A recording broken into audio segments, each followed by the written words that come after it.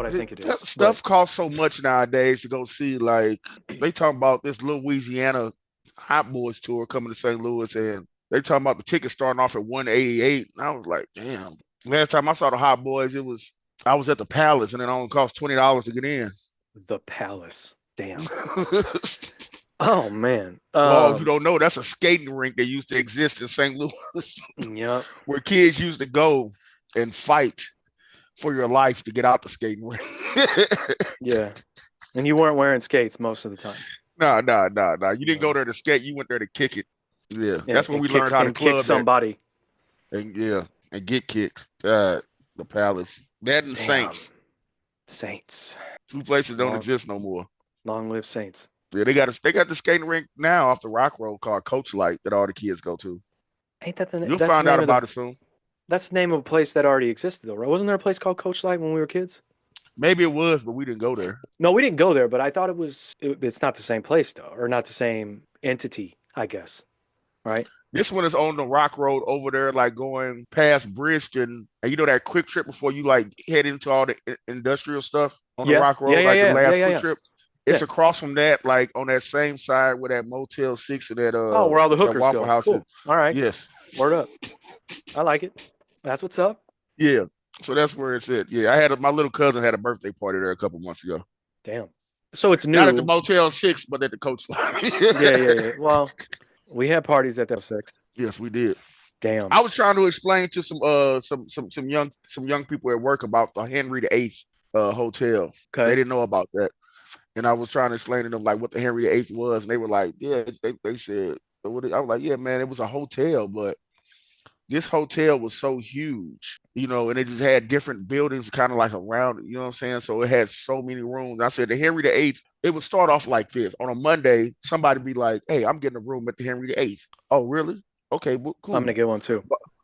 Yeah, I'm gonna get one too. By Friday, when you're checking into the Henry VIII, apparently now your whole school has this whole hallway with conjoined rooms.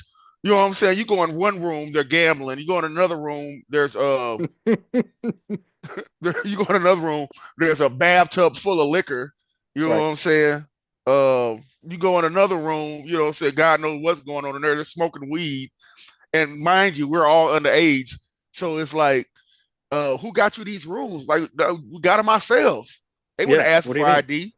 Mm-mm. Yeah, the Henry VIII, man. And it just be a party that weekend at that hotel until the police came.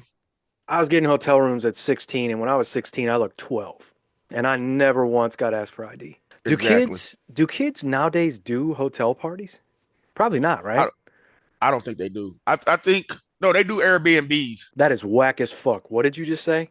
They get Airbnbs. Fuck that. You could trash the fuck out of a hotel room, didn't have to worry about shit.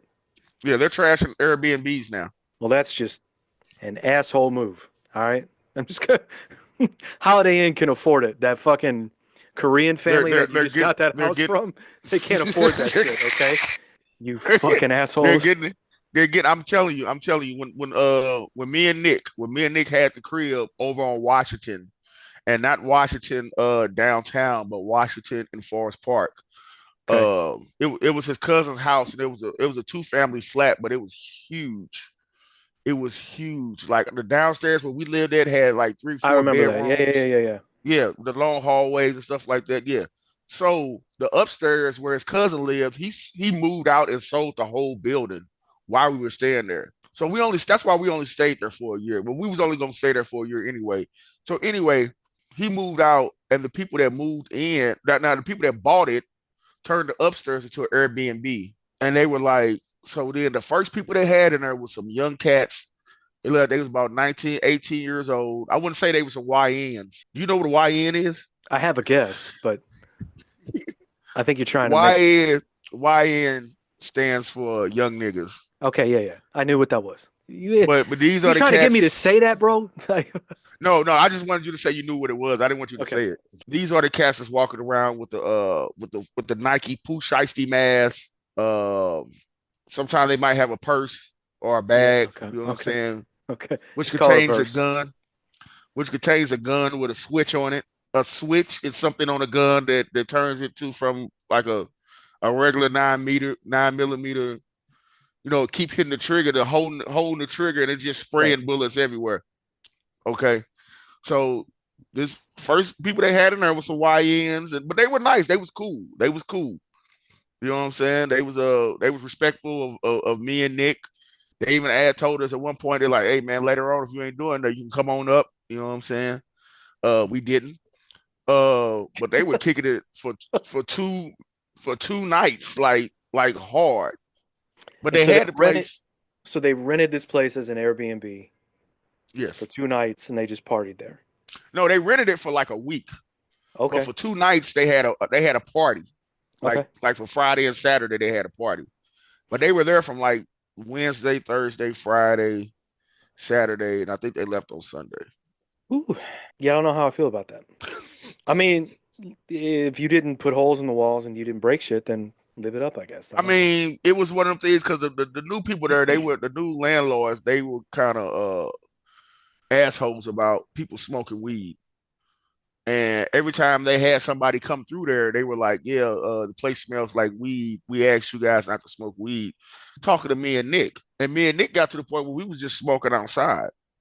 And Yeah. then we told them we were like, "Look, it's the people that you have coming up here that you're renting this place to. They're the ones smoking. You know what I'm saying? It's not us." You know what's crazy is you just said that and it made me think of all of all the things, and this is, I'm generalizing, but like of all the things that Airbnb hosts hate, it's smoking more than broken shit, more than not cleaning. Like it's the stench of whatever kind of smoke. It doesn't matter what it is. And a lot of them now have just like and they put cameras in there. Like you smoke anywhere on this property, Yeah, you're gone. Like don't let us catch you. You know. And like people still are like, they ain't gonna fucking watch us. Yeah, they are.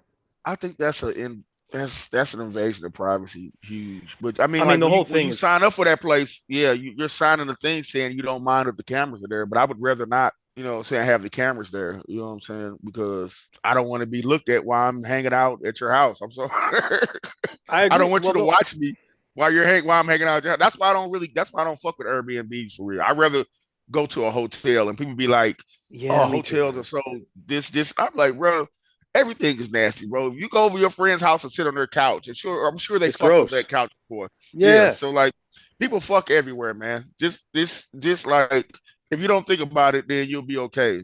Like, come on, bro. Like, I don't. Yeah, the whole concept of Airbnb just always, and I've done them. Yeah, I've done it before too, and I at the end of the day, I was like, It's just a weird concept. The last one I did was when this got married. When we went up to his wedding, wherever the fuck it was, and I got this Airbnb, and the owner's house was literally like right here. right, And now he got married in like country somewhere, wherever the fuck it was, in the woods right, somewhere. I was like, man, this is creepy. Like I'm just looking up there, and they're just looking at me. Like I know, like it was just creepy. right, We right. took our son, and Well, a my lot of parents people, went so they could watch our son during the wedding, and like it was just a weird. I was like, man, this is some creepy, like, what's the movie, Deliverance shit. Like, I don't know if I'm gonna leave my son here. Like, it's weird. I don't know. no, man. I mean, I wouldn't mind that. I wouldn't mind if the person lived right next to the Airbnb or whatever. That's better than them looking at me on the camera, walk through their house, like, you know what I'm saying, with my Well, dick that's, out. I You mean, know, for sure. Yeah. But who knows? There not might have been saying I'm cameras in doing that that, but bitch. at one point I probably am doing that. But I'm just saying, like, man, come on, like, what do you? I feel like those people are creeps for real. Like, what are you really trying to see? Like, what are you really trying to, It's you know? creepy. It's creepy. Because The even whole if thing you're is creepy. watching me, even if you're watching me do some shit at your house, what are you gonna do? Like the minute I fire up, are you just gonna like come knock on the door? Like, are you gonna like? That's weird to me. I'm sorry. Well, there's videos of that. Like, you can watch these videos of like people being in the no smoking, like not even in, but not even outside. Like, you can't even smoke on the property. And What? there'll be people smoking, like, leave the front porch, go about, 20 feet off the front porch, light up, and there'll be an intercom on the porch being like, hey, remember the blah, blah, blah policy? This is your last warning. And be like, what the fuck? Yeah, there's videos of that shit. Cause see, I could understand the people that smoke cigarettes or Black and Miles or even cigars. And I'm a cigar smoker myself, but And I wouldn't fire a cigar up in somebody's house because you know what I'm saying. I know how people feel about the way cigars smell and stuff like that. Yeah. But I don't know, man. Weed is like, bro, and by the next day the smell will be gone. It's to me, it's just I don't know. Is it still a drug? I, I mean, I mean, I would just say, look, don't. But that's the thing that pisses me off of just about us. Us, I mean humans. It's like you booked a place, they said you can't smoke. Then find a place that will doesn't care. Like yeah, just like just yeah, like I don't get it. yeah. Because even with Um, hotels now, even with hotels, you can't. There are no more smoking hotels. At oh, least there none are, that but you will. they are shitty. Yeah, they are nasty. You don't want to stay in those. Shitty. I'll tell you a And funny story, bro. So, I was traveling once, and I booked a hotel, and because I was driving, I wasn't flying, so I could bring some weed with me. That's right, why I wanted a smoking room because I wasn't going to go outside and smoke because it was in a state where it wasn't legal yet, right? right, It's like, well, I think if I get a smoking room, it's going to be fine, right?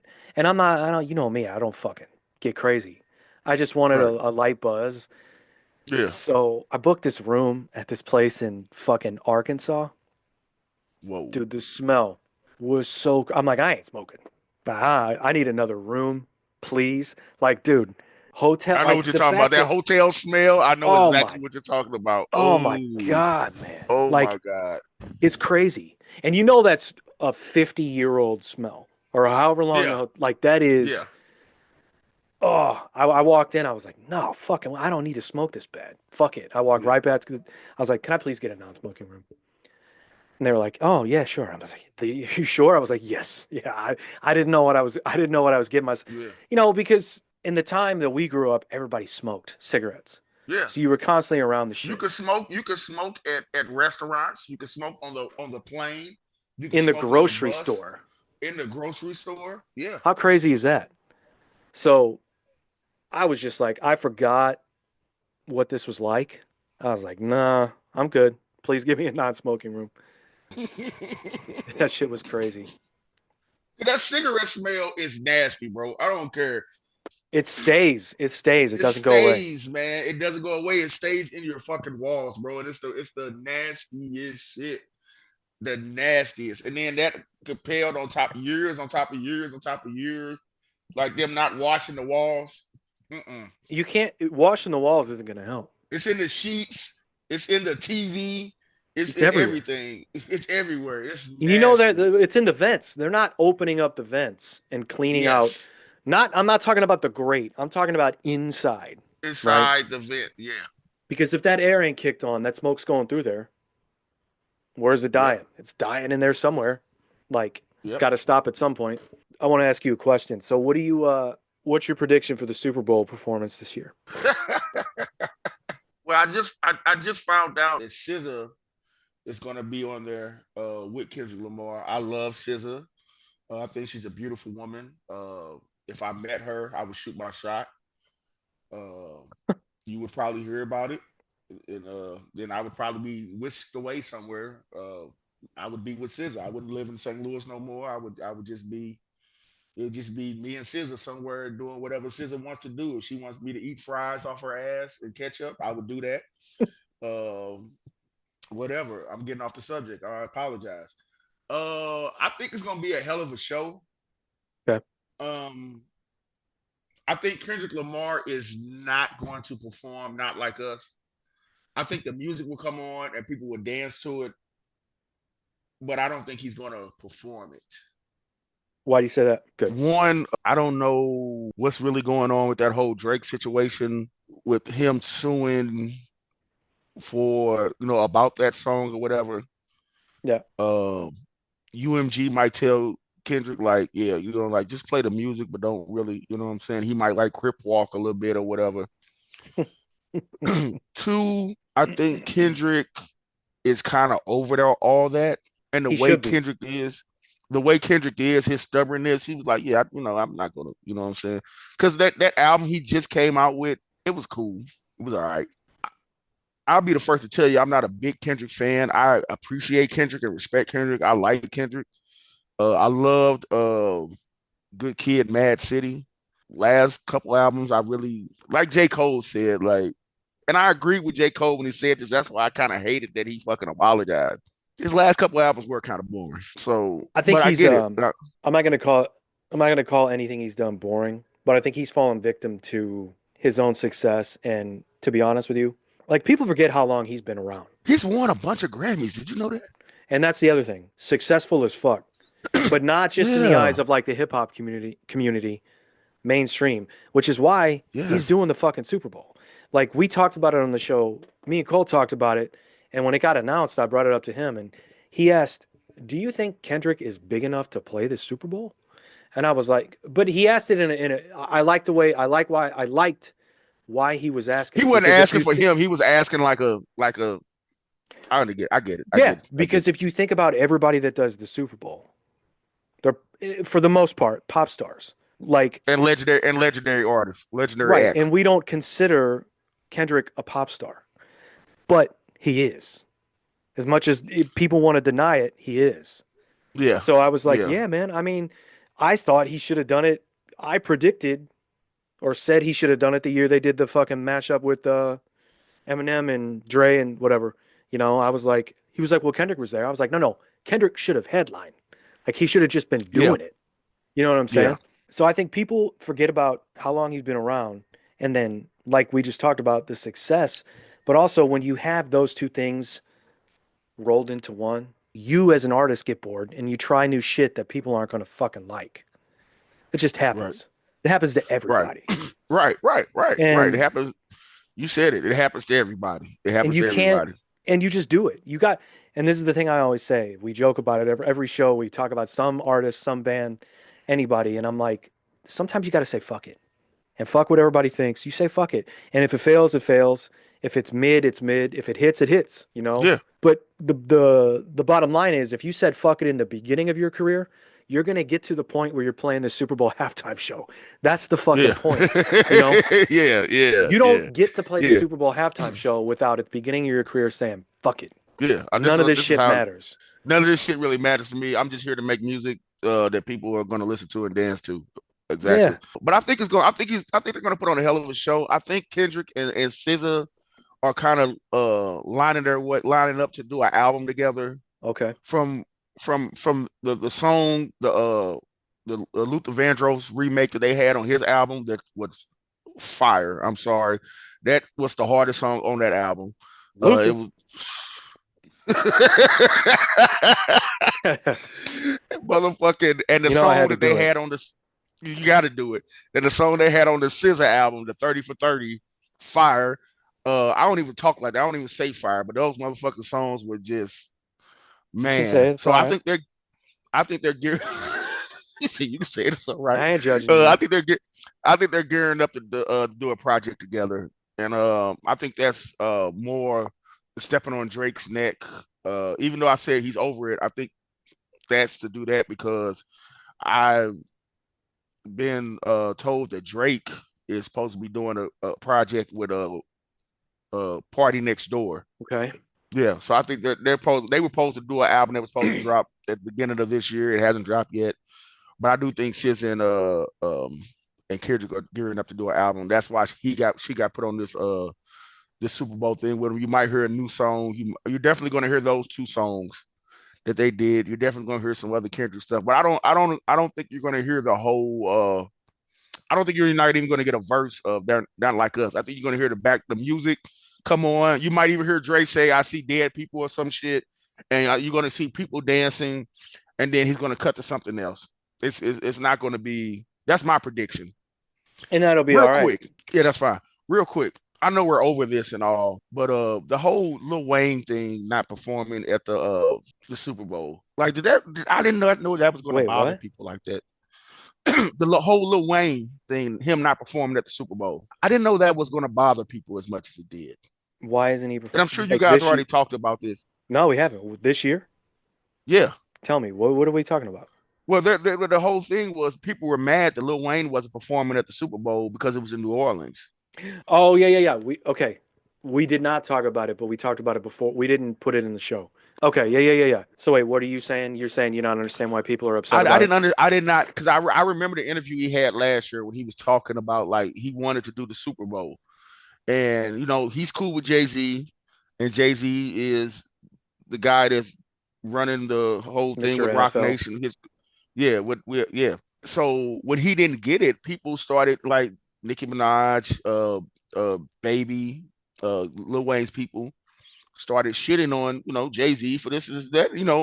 I'm not gonna lie, I'm a huge Jay Z fan, but when it comes to business, that's a whole nother thing. But at the same time, I was kind of like, I couldn't remember a time where just because the Super Bowl was in somebody's city They did the Super Bowl. that person had to yeah, it was weird to me. You know what I'm saying? Uh, Like what? yeah. Like I didn't think that was gonna be that. But then, excuse me, I seen Lil Wayne do the Louisiana thing where he brought the Hot Boys back out together and everything, and they performed. But it wasn't a good performance. Like Juvenile and Manny Fresh killed it.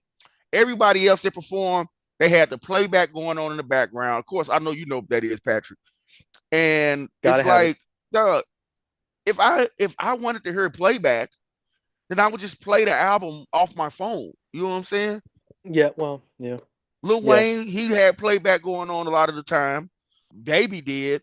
BG, Turk, you know what I'm saying? Juvenile was the only one that would come out there and they did like 400 degree, and then boom, and then he's just rapping. Him and Manny Fresh rapping, Right. rapping, boom, boom, boom. Everybody else, you hear the music, you hear the lyrics in the background. I'm like, oh, that's not a show, man. It's like I don't know if you watched this, but when they did verses with diplomats and the locks, Hmm. and Jadakiss was like halfway through the show, he's like, "Yo, these cats are playing playback on the shit," and they was doing the playback for Jim Jones and George Santana, but Cameron wasn't using playback because Cameron's he's that guy, Cameron is but Cameron. Jadakiss pointed it out. He's like, "Hey man, we don't use that. We straight rapping. Let me show you." Boom. Right. Then he dropped that freestyle. But I didn't want to get off on a tangent of that. I apologize. But You're I just thought no, that I was like it. weird. I didn't know that people were that upset about, what I'm saying? I like Lil Wayne too, you know what I'm saying? But I don't need Lil Wayne at the Super Bowl doing the Super Bowl right now. I mean, it would be. I would watch it. I'd be cool with it. Of It'd course be I would watch fun. it, but I didn't ask for About it. it, but to, yeah. I mean, it's not 2006. That's You know, another thing. and Kendrick Lamar's the hottest rapper out right now. I mean, no disrespect, but your time as the top dude in the game is over. And I watched it. I think I sent you the video. Dudes were talking about. I think it was like, when was Jay Z ever a top rapper in the game? And they went through the years. And the dude broke it down. Did I send you that? I think you did. Yeah, I see it. Yeah, The dude yeah, broke it down by the year. He's like, well, this year it was fucking Ti, and then this year Wayne. That's 2006 through 2009. That's Wayne, and then he was like 2000 whatever. It was like Nelly and Ti, and then like, when was Jay Z ever? And I was like, you know, but that's what I'm saying about Lil Wayne. He had his run, and he really did yeah, own like 3 years where he yeah, was yeah. top. He did. He was But the man. that was He was the man. that time. That time is. I mean, And that video was funny to me because I was like, okay, you're asking who was the hottest rapper at that time, and I think it's a difference between being the hottest rapper and being the best well, MC, sure, like who could spit. Like Jay-Z is, in my mind, in my eyes, is the greatest. Like when he's on his like game, when he's like spitting his shit, like whether it's the Blueprint, Reasonable Doubt, 440, whatever. When he's spitting and he's in his shit, there's nobody that's fucking with him. You know what yeah. I'm saying?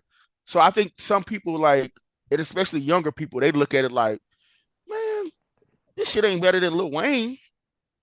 Yeah, the music might not be better, the song might not be better, but what he's spitting, what he's talking about, come on, man. I don't. Well, that video was about kind of like what I'm talking about. It's you became bigger than hip hop. You really were Yeah, pop culture. main. You were Exactly, mainstream, exactly. you know. And I mean, Jay-Z is mainstream, don't get me wrong, but there wasn't a Of course, time where he I get what the dude in the video was saying. There wasn't really a time where Jay-Z was at the top of like mainstream talk. It was right. always hip hop, He was mainstream, and he was selling a right? lot of records. Selling a lot of records, but what that dude was saying, it was like, you know, these dudes were not only selling records, but they were like globally making their impact. Whereas like Jay-Z's always kind of, for me, just my opinion, has always had the respect of the hip hop world, and Right. that respect didn't translate to mainstream, even though he is mainstream. I And they know that also had a lot of sounds weird to no, say, no, but no, it's, and I guess that because respect he is did kind of what separates you from a guy like Nelly. And dude, I've told you about this. I defend Nelly so hard to on the this death. show. I've met Nelly 2 or 3 times, and he's a Yeah, great guy. I met him too, I and fuck with Nelly. He's cool, man. He's a but cool guy. people, I'll say it again. I don't care. I've said it so many. If you don't fuck with that era of hip hop, fucking Nelly, Ludacris, you're just a fucking asshole, man. You don't like Fucking to have love fun. Ludacris. You don't like to have fun. You don't I like remember when motherfuckers used to talk shit about Ludacris, and motherfuckers was like, Ludacris can really rap. Like he hell can yeah. Have you rap. heard him on that Conway the Machine shit, No, I didn't know he had did a song with Kanye the Machine. bro? Conway the Machine. My bad. And I apologize for getting his name wrong because I fucking love Griselda. We're gonna play it before the show's over. I fucking love West Side Gun. There is no other motherfucker in the world that makes me want to commit crimes and go to an art museum at the same time. When he comes on a song and boop, boop, boop, boop, boop, boop, boop, boop, oh yes, it's like he does something to my soul. I fucking love West Side Gun. Matter of fact, he has an album dropping at midnight. Can't wait. Can't Yeah, man. wait. Yeah, But Jay Z, Ludacris but is another thing dope. with Jay Z though, Jay Z was doing a lot of other things. Like Jay Z, like after Biggie and Pac died, we had Jay Z and we had Nas, and Nas was kind of sitting back, but Jay Z was the one that was dropping. He had Hard Not Life. Then he dropped the Dynasty album. He introduced you to Memphis Bleak and Beanie Siegel. Man, Bleak. He Bleak. Hey, I'm gonna tell you right now, man. We played last week. Our throwback was the Rough Riders anthem remix. And I said, man, and I don't know if you were one, but I was like, people used to give me shit. I was like, I like Drag On. Drag On's cool Hell to yeah, me. And Memphis I Bleak like was another one Dragon. of those dudes. I was like, man, Yes, this you were dude the does first person not. to have the Memphis Bleak album. You made me go and get it. You had the first Memphis Bleak album. Who the fuck want what? Me and Beans drummed CD up. Warehouse, bruh. Yeah, Don't yeah, even front. yeah. People hate on Memphis Bleak, and I've seen something where um I don't know if you know about this where academics has said some shit about Memphis Bleak That and said fucking he was guy. like a trust fund baby for Jay Z. And while he was apologizing for some shit he said about Jay Z about that whole like that case that the lawsuit that Jay Z has going on, which it seemingly seemed like it's disappeared since they saw that the victim isn't credible and she's lying. But I don't really want to get into that. Yeah. Um, Oof. he said some shit about Memphis Bleak, and Bleak was like, "Look, man, I don't want no problems with academics." You know what I'm saying? He said, but that goes to show right there because academics just got caught up in some shit where he just got banned from Twitch. Uh, Memphis Bleak is a real dude. Like back in the late '90s, early 2000s, Memphis Bleak and Beanie Siegel was the ones that was running around for Rockefeller, like terrorizing cats in New York and Philly and so in the music industry. Beanie Siegel talked about it on the Breakfast Club. He was like, Charlemagne, you don't really want Yeah, to do this. You don't really want to yeah, do this, right? yeah. Like Because them you, dudes, them some real dudes. Like, and these cats that sit behind a microphone or sit behind a computer and it's talk fucking whack, trash and bro. talk shit about real people who have done real stuff out in the world. And because you feel like you're never going to see this person, or when you do see him, you're going to have security. Dog, you lucky Memphis Bleak is 40 something years old right now and is enjoying life with his family and stuff like that. And he's chilling and he's running the Duce and he still rap. He raps every now and then. Dog, academics is lucky, bro. These cats are lucky because back in the day, Memphis Bleak would run here, go come see you. Right. And then what you gonna do? You know what I'm saying?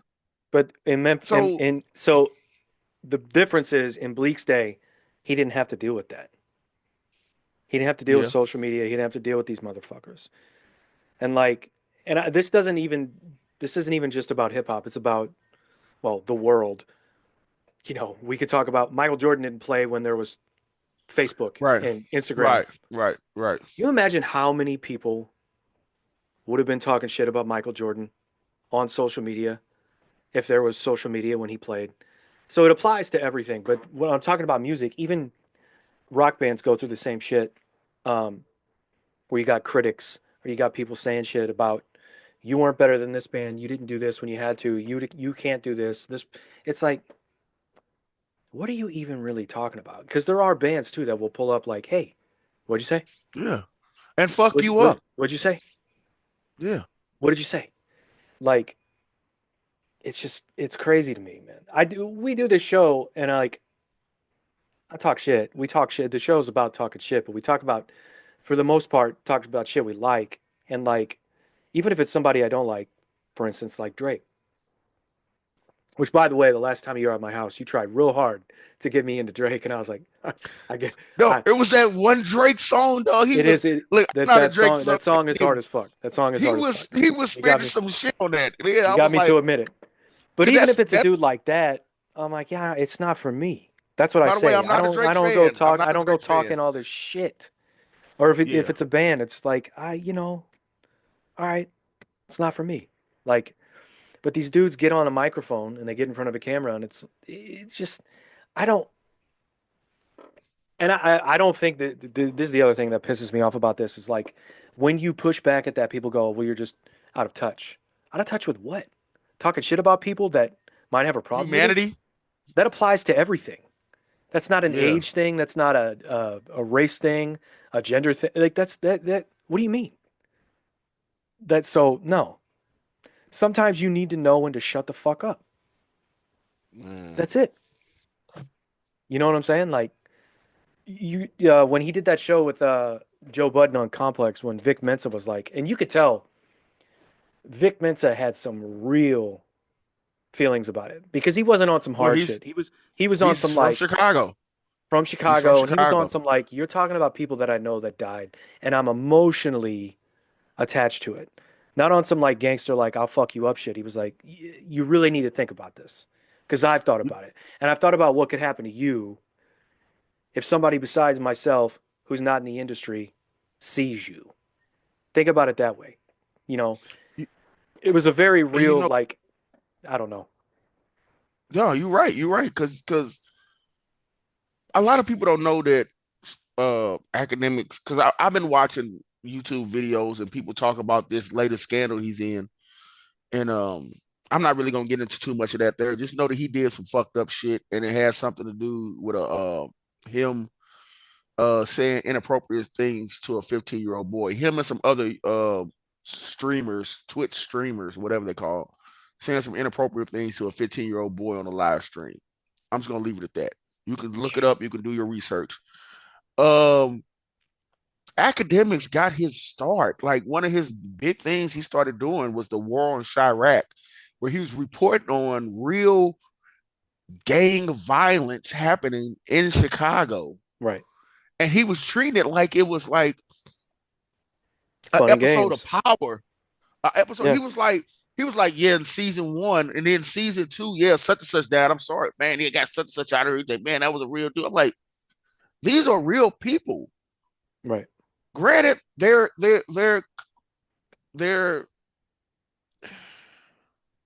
granted they're doing not the best things. They're doing bad things to each other. I get that, and a lot of that has to do with the environment they're in, and some of these kids don't see a way out for whatever reason. And gang violence, gang culture, I get it. I understand it. I'm not dragging them. I'm not talking down on them. I just pray for those people. And he was reporting on it and talking about it like it was a TV show that comes on the night before. And now he's like, yeah, so this would happen in on episode Well, see, 13, that's the season two, difference. and it was just crazy to me. And I'm like, oh, and I was surprised that Vic Mensa did not hurt that man Right. because, like you said, these are his people, these are his friends and family members that he's losing. Well, You know, that's the thing. I wouldn't call it. You're giving him too much credit. Say he's reporting on it. To me, you're what he right, was you're right. doing. To me, what he was doing was mocking it. Yes, Now, there's one thing. I could come on here and go, in Chicago this past weekend, such and such happened. And there's a way to say that and go, that's terrible. Done. That's not what he Yeah. did. No. And I would hope if I did that, if you want to take offense to it, I understand. I'm not in Right. Chicago. Do I have a right to be Mm. talking about it? Well, yeah, freedom of speech. But at the same time, there's a way to tactfully explain to your audience what's going on, not in a disparaging way and not in a fucking. It's not a mockumentary, bro. It's real life. Like, understand it's real Yeah. life. Like, could you imagine if somebody did that? And I'm only saying this because we live here, but could you imagine if somebody started doing that about St. Louis? St. Louis is a much smaller place than Yes. Chicago. Like, And just as violent. they will find you. Yeah. I would say Yeah. more violent because it's smaller. You know what I'm saying? Yeah. Because people run into their enemies every day. It's Like, sad, man. you can't, It's sad. it's not to be played with, man. Yeah. And for And him to do that's, that, and that's another thing, like, bro, you know you're never gonna set foot in Chicago, bro. You know what I'm saying? no, well, You're so that's what makes it such a pussy move, like, bro. And then the way he talks about these rappers or these entertainers, like he was talking about SZA and Meek Mill, and I'm like, bro, you're at home in New Jersey, wherever you stay at, and you're not leaving this house, bro. yeah, You're not leaving this house. You're not going to no industry party where somebody can catch you at. You know what I'm saying? It's just, and people do this now. People do this and are fine with it, and it baffles me. And I may because I'm 43 years old and I just don't get it. But it's just crazy to me that somebody can sit on their computer and stream out to people how much they don't like somebody for whatever reason. This person has never done anything to you. And then people will sit back and look at it and get, you know what I'm saying, look at it as entertainment. That's entertainment? No, I'm lost. I'm sorry. I'm sorry. I agree, I don't man. understand how. But that's the thing. I don't think it's because your age, man. I just think it's because you dealt with your feelings about, I don't like that person, or I don't like this, or I don't like that in a different way. And you were able to internalize them and then get them out in a different way to the point now where you're like, if I don't like something, it is what it is.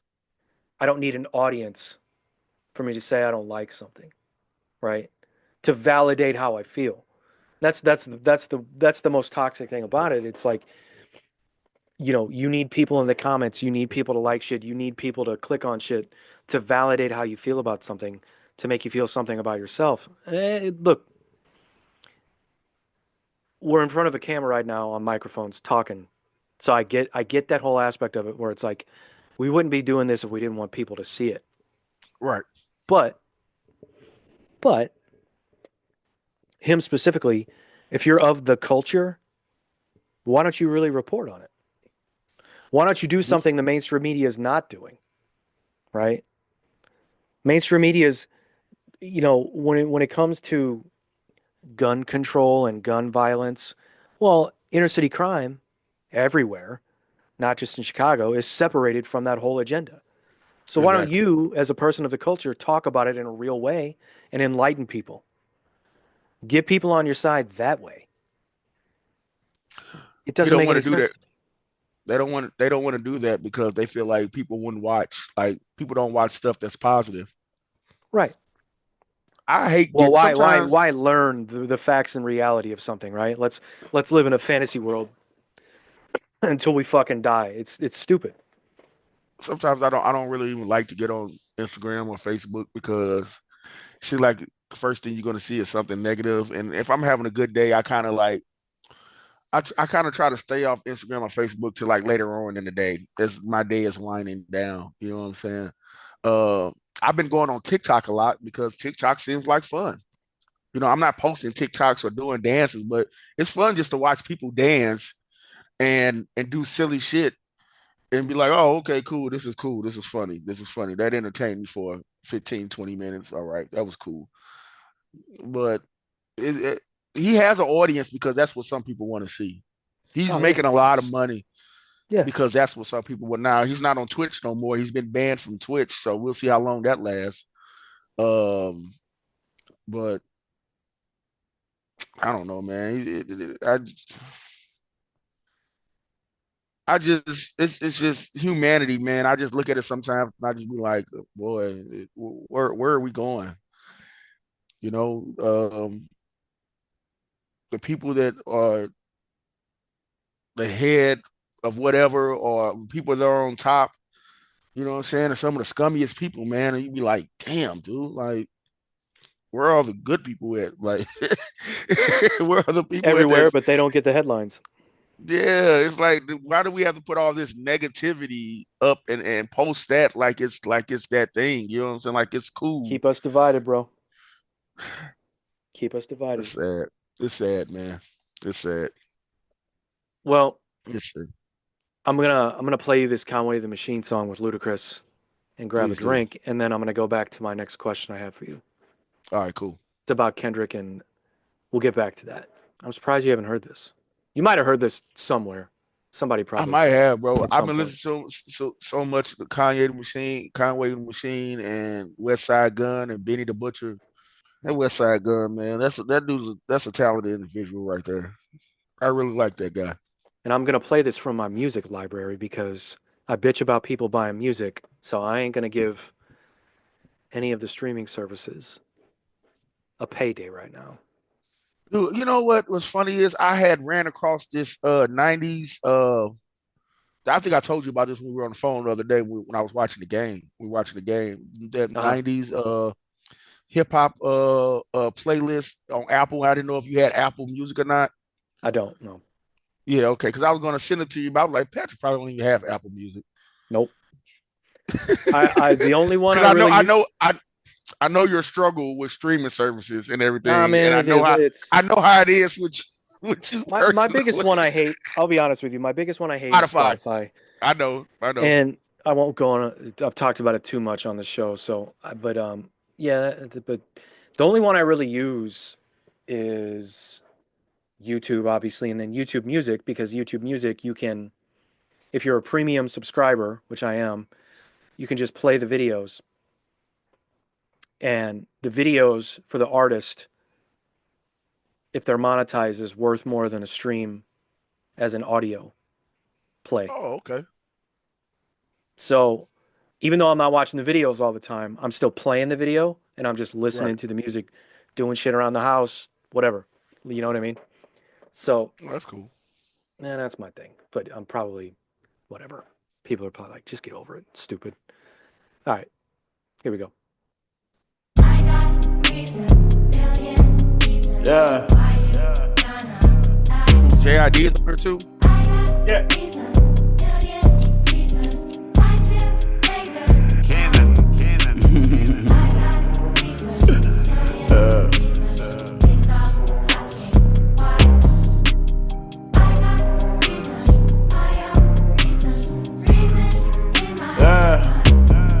Packs in the mail, packs on the road. Connect FaceTime said he just did the last of my load. The shit on my neck that come from the packs that I sold. I never went platinum or gold. You still fuck with him and you know he a rat and he told. Love when a nigga talk stupid, cause that's when shots went down and he clapped at his pole. Trust me, that doesn't bode well for a nigga. It's gonna be victims. I'm a street nigga, boy, you know the difference. Hand around the throat of the rap game and I'm bold constricted. My soul is missing. In the top spot, I got soul position. Man, this hoe is tripping. She think I wanna taste the pussy. I ain't tasting shit like a COVID symptom. I'm a soldier. Look, I got no resistance with a Colt 45 gold edition. I'm a dope magician. Niggas disappearing if I hear him dissing. Killer engineering, kill a nigga mixing. In the 6 niggas still flipping Nixon. Second strike, they finna Billy Clinton. Red and white, he got the blue. What I like about that dude is his voice cracks and not he or the Yeah. producer are like, let's just leave it. It's fine. Real quick, he's with Dreamville. Have you heard that Dreamville, the last Dreamville album they put out? 2 or 3 songs. Okay, so you probably did hear the first song where it was I got a new stick. That have you heard that? Uh, Where the dude was yes. yelling at the beginning, like stick, stick, Yes. Yes. stick. Yeah. JID kills that. I love that dude. He's He's dope. dope, man. I like him. And he is prototypical artist of now based Yeah. on how he got popular and everything, which that's fine. But to me. But that's what I'm saying. Like the voice cracking, his flow, his delivery, it's authentic to me. He's not Yeah, like like who the fuck am I? But you know, when you get in a recording studio and you do some shit and you hear it back, especially as a vocalist, doesn't matter what genre of music you're in, you start second guessing. You start picking it apart. And it takes somebody to go, no, man, let that be you.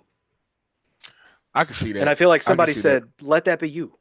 That's fine, you know, which I like. I could be completely wrong about that. And he thinks it's dope, which is fine. You got to say fuck it, right?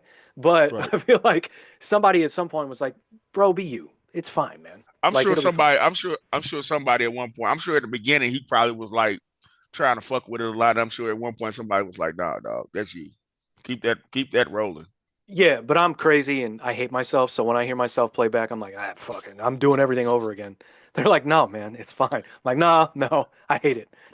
Take it from So, somebody who used to who was doing a lot of podcasts. First time I heard my voice on a podcast, I was like, "God, I sound horrible." oh, bro, I just didn't. fuck I just don't talking. I like was my talking about voice. singing. I would be like, man, I know you were. I know you were. I I know you sound were. like 'Cause I know. dog shit. But you sound good when you sing, though. You sound good when Thank you you. sing. Fuck me. Let's Yeah. listen to them.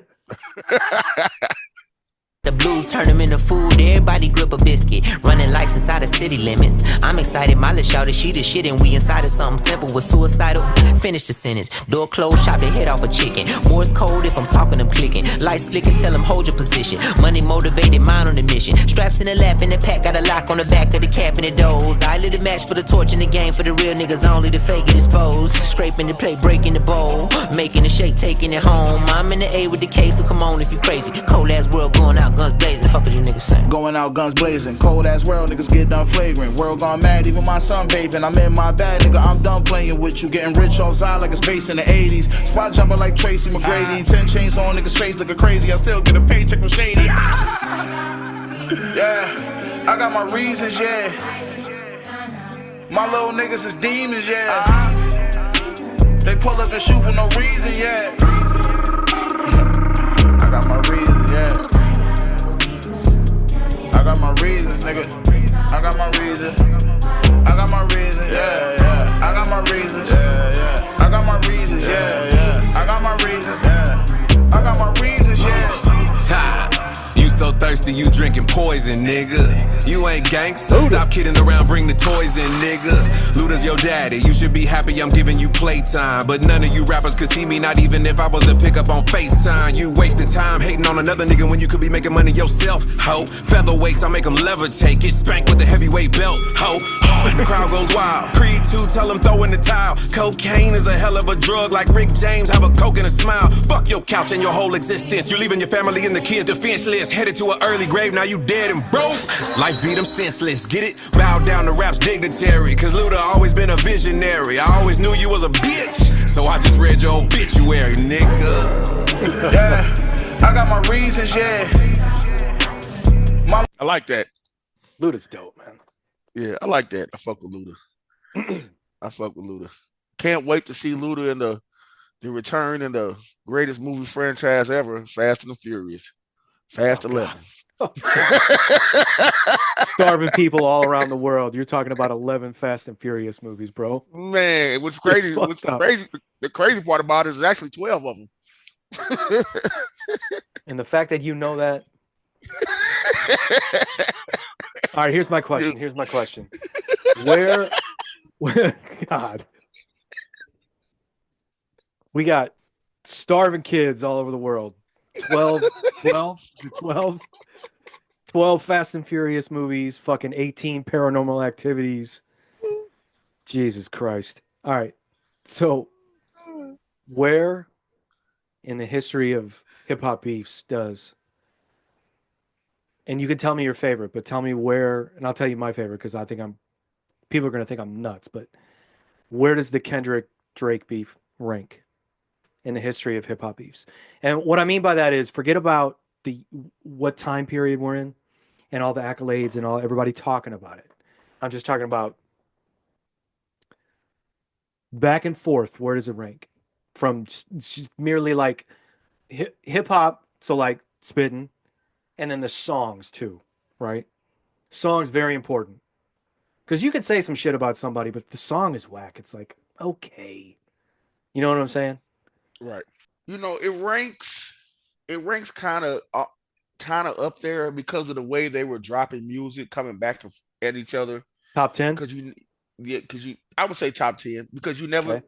I would say top 6 or 7 maybe Okay. because outside of when Drake was beefing with Pusha T, you didn't see nothing like that where motherfuckers was dropping like they were dropping songs back to back the same day.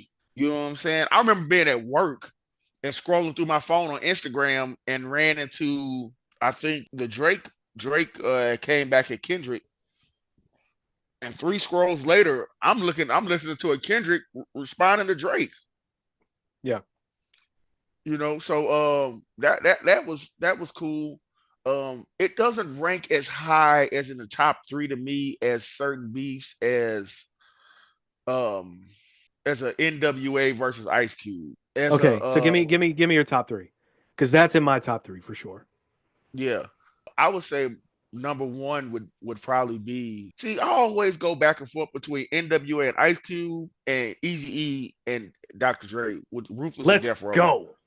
Because Easy Ruthless and E, Death Dr. Row, Dre is my favorite of all yeah, fucking time. because that was so The music was diabolical. great. Yes, like when Dre came out, and I really don't fuck with Dre because I feel like he's a. Well, That I'm not gonna album's get into fucking that. crazy though, man. Their album was crazy. Fucking crazy though. When he dropped Dre Day, and they wasn't just dissing Easy on that. People don't know that they was talking about Uncle Luke, Yep. and they were talking about no, they were talking about Jermaine Dupri on a different record, but they were talking about Uncle Luke. They were talking about Easy E and Ren and Yella, and that was amazing when they had Ezel, whatever his name is, dress up as Easy E, and they chased them all through Compton, and for Easy E to come back and get the same guy that they had played him and put him on real motherfucking G's, which was a harder song. It was so. Probably one of the top 3 disc records of all time. And I'm people, to sorry. be honest with you, man, do people know about it?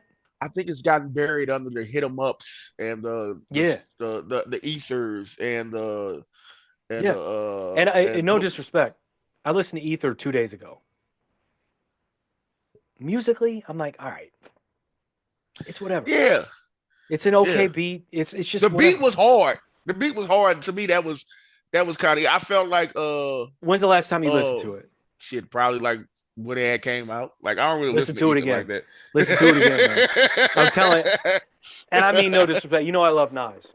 It Was Yeah, Written is one of my favorite records ever, and I know of that course, of course. makes me a crazy because that's not his most preferred record. But um, I like It Was Written a little bit more than Illmatic. I It Was love It Written Was was Written, more.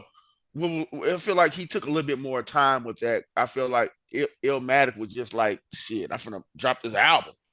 And then like they say, Yeah, you take your whole life to make your first record, your first album. I understand that, but It Was Written was like it was more professional. It seemed like it a little bit. it also just felt like the time too, Yeah, like the yeah, era of hip hop and the era of music. That's why I yeah. love it so much. It's just That's um, that's that's the record he had with If I Ruled the World, right? Was on It Was yep, Written, wasn't it? yep, Yeah, yep, yep. yeah. It was more polished. It was more polished. Well, it made it mainstream, Yeah, but yeah. the rest of the record is just crazy. It's so good.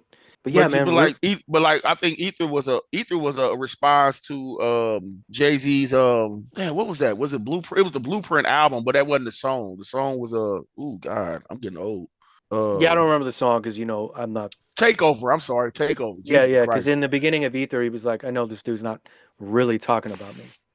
Yeah, yeah. But they had been going back and forth for a minute because Memphis Bleak again. Memphis Bleak was the first person to diss Nas when he Hmm. said your life. He said your Well, whole actually, Tupac was first. yeah. But I'm talking about out of Rockefellers. I know, I'm I not know, I talking know, about I yeah know, I yeah. know.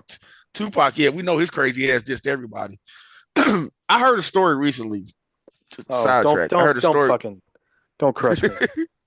I heard a story recently from Dame what Dame Dash was talking about. Uh Jay-Z had enough of Tupac, and they were at the Video Music Awards one year, and he was like, "Fuck it, we're running." He said, "Look, if we see these niggas, we're gonna run up on their ass." And it was him and Jay-Z and maybe Memphis Bleak or somebody like that. And he said, and Dane was like, "So what we gonna do?" And he said, Jay-Z gave him a razor blade and was like, "Here." He said, "If they get up close up on us, just start giving niggas buck 50s to the face." Wow, Why don't wow, you wow. do it, Jay-Z? Jay-Z had one too. Oh, okay. He was saying like they all had razor blades and this and Okay. that, and he said they was trying to catch up with Tupac. He said, but Tupac was wilding that night. He had pulled a gun out on Nas backstage, and some other shit. He said he was styling on everybody. He was like, so we really couldn't get that close to him the way we wanted to, but he said, yeah, we was going to get at Tupac, and yeah, then apparently one of the Suge people pulled them to the side and was like, trying to squash the whole thing or some shit. But You know what we were truly robbed of because Tupac died? This is my theory, is a Tupac Mob Deep beef. yeah, yeah, I don't know if it ever would have happened, but just strictly hip hop. We're just talking hip hop. Let's forget about the street shit. And I know we're talking about very serious shit back then with the East West bullshit. But like, could you imagine if they just agreed like on wax, let's go? Man, that would have been fucking crazy. do you think it's That would have been now that crazy. we're old, now that we're older, do you look at like the way Tupac was conducting himself back in the days, and do you like think that like, how can I say this? Because I heard Snoop Dogg say this, because Snoop Dogg was talking about an incident where uh Pac ran up on Nas. I don't know if this is the same thing that Dame Dash was talking about, but Pac ran up on Nas, and Nas had a gang of Queensbridge niggas with him, and Pac was talking greasy to Nas, and Nas was like, "Nah, man, you cool, man. We ain't got no beef." You know what I'm saying? And Nas, his people walked away, and Snoop Dogg and Pac was like, "Yeah, you see how I just did that?" And then and Snoop Dogg was like, "Bro, they just let us live, bro. So they could have smashed us." Oh, Snoop Dogg said that many times in his life. Yeah. He said that So about the fucking Source Awards. He was yeah, like, yeah, yeah. And so I'm thinking, because Snoop Dogg, I mean, as we look back, we could tell Snoop Dogg was either one, he was a scary kind of dude, or two, he was kind of like just happy to be not in jail. Because Snoop had just beat that murder trial. sure. You know what I'm saying? So I think everything after that, Snoop Dogg was kind of looking like, I need to fly straight, and being around these cats is not uh helping my situation at all. As I've gotten older, I felt like that Tupac really was buying a He lot was of problems. confused, He man. didn't need. He didn't need to, like, yeah, like, bro, like, all right, that whole thing that happened in the studio with him getting shot. Did Yeah. you know? Okay, I think I told you this the other We day just talked when we about was on this the the other phone. day, like Yeah, 2 days yeah. ago. Okay, Or no, we okay. were So okay, we were watching the football game, and yeah, we was yeah, watching the football game. Okay, so I'm gonna say it for your audience. People don't understand like that video where they show Puff and Biggie walking out the studio. Biggie did not know Puff Daddy was there until that happened. Biggie right. was there secretly recording the Junior Mafia album. He was there recording the Junior Mafia album secretly because Puff Daddy owned his publishing. Biggie was writing for everybody in Junior Mafia. So that means if Puff Daddy found out that he was writing everything for Junior Mafia, he would own the publishing from that album too. So he Right. was doing it secretly, doing these secret, recordings with Junior Mafia, with C's, Lil Kim, all those little cats, so they can put the album out, and then he can say they wrote their own music, and so forth and so on. It was Which I that don't know how that guy. would really work, though. Even if Well, that, if you're not, well, basically, Biggie wasn't taking credit for them for writing the album. You know what I'm saying? but who was so they're gonna put it out independent? Is that that was the Well, game? he had Junior Mafia wasn't on Bad Boy. Junior Mafia was on Right. Undia's record label with the So I dude guess the point is the music comes out. He doesn't credit himself as a writer. he's not the publisher, but he's getting publishing from them Yeah, because he's writing their album, but but he's he's not not being the credited writer. as the publisher. Yes. Like when it He's the comes down on the publisher, but not the credits. writer. Yeah, yeah, Okay. yeah, yeah. But even that, he found the way to get past all that. It was that guy Gene who's been going around doing all these interviews, who used to be Puff Daddy's bodyguard. He was the one that told Puff, because he was mad at Biggie about something. He told Puff, like, yeah, Biggie's at Quiet right now with Junior Mafia recording the album, and he's writing it for everybody. And Puff was pissed about that. He went there to see him, bumped into Jimmy Hendrix, Jimmy Henchman. Jimmy Henchman was the guy that really set Tupac up. Jimmy Henchman and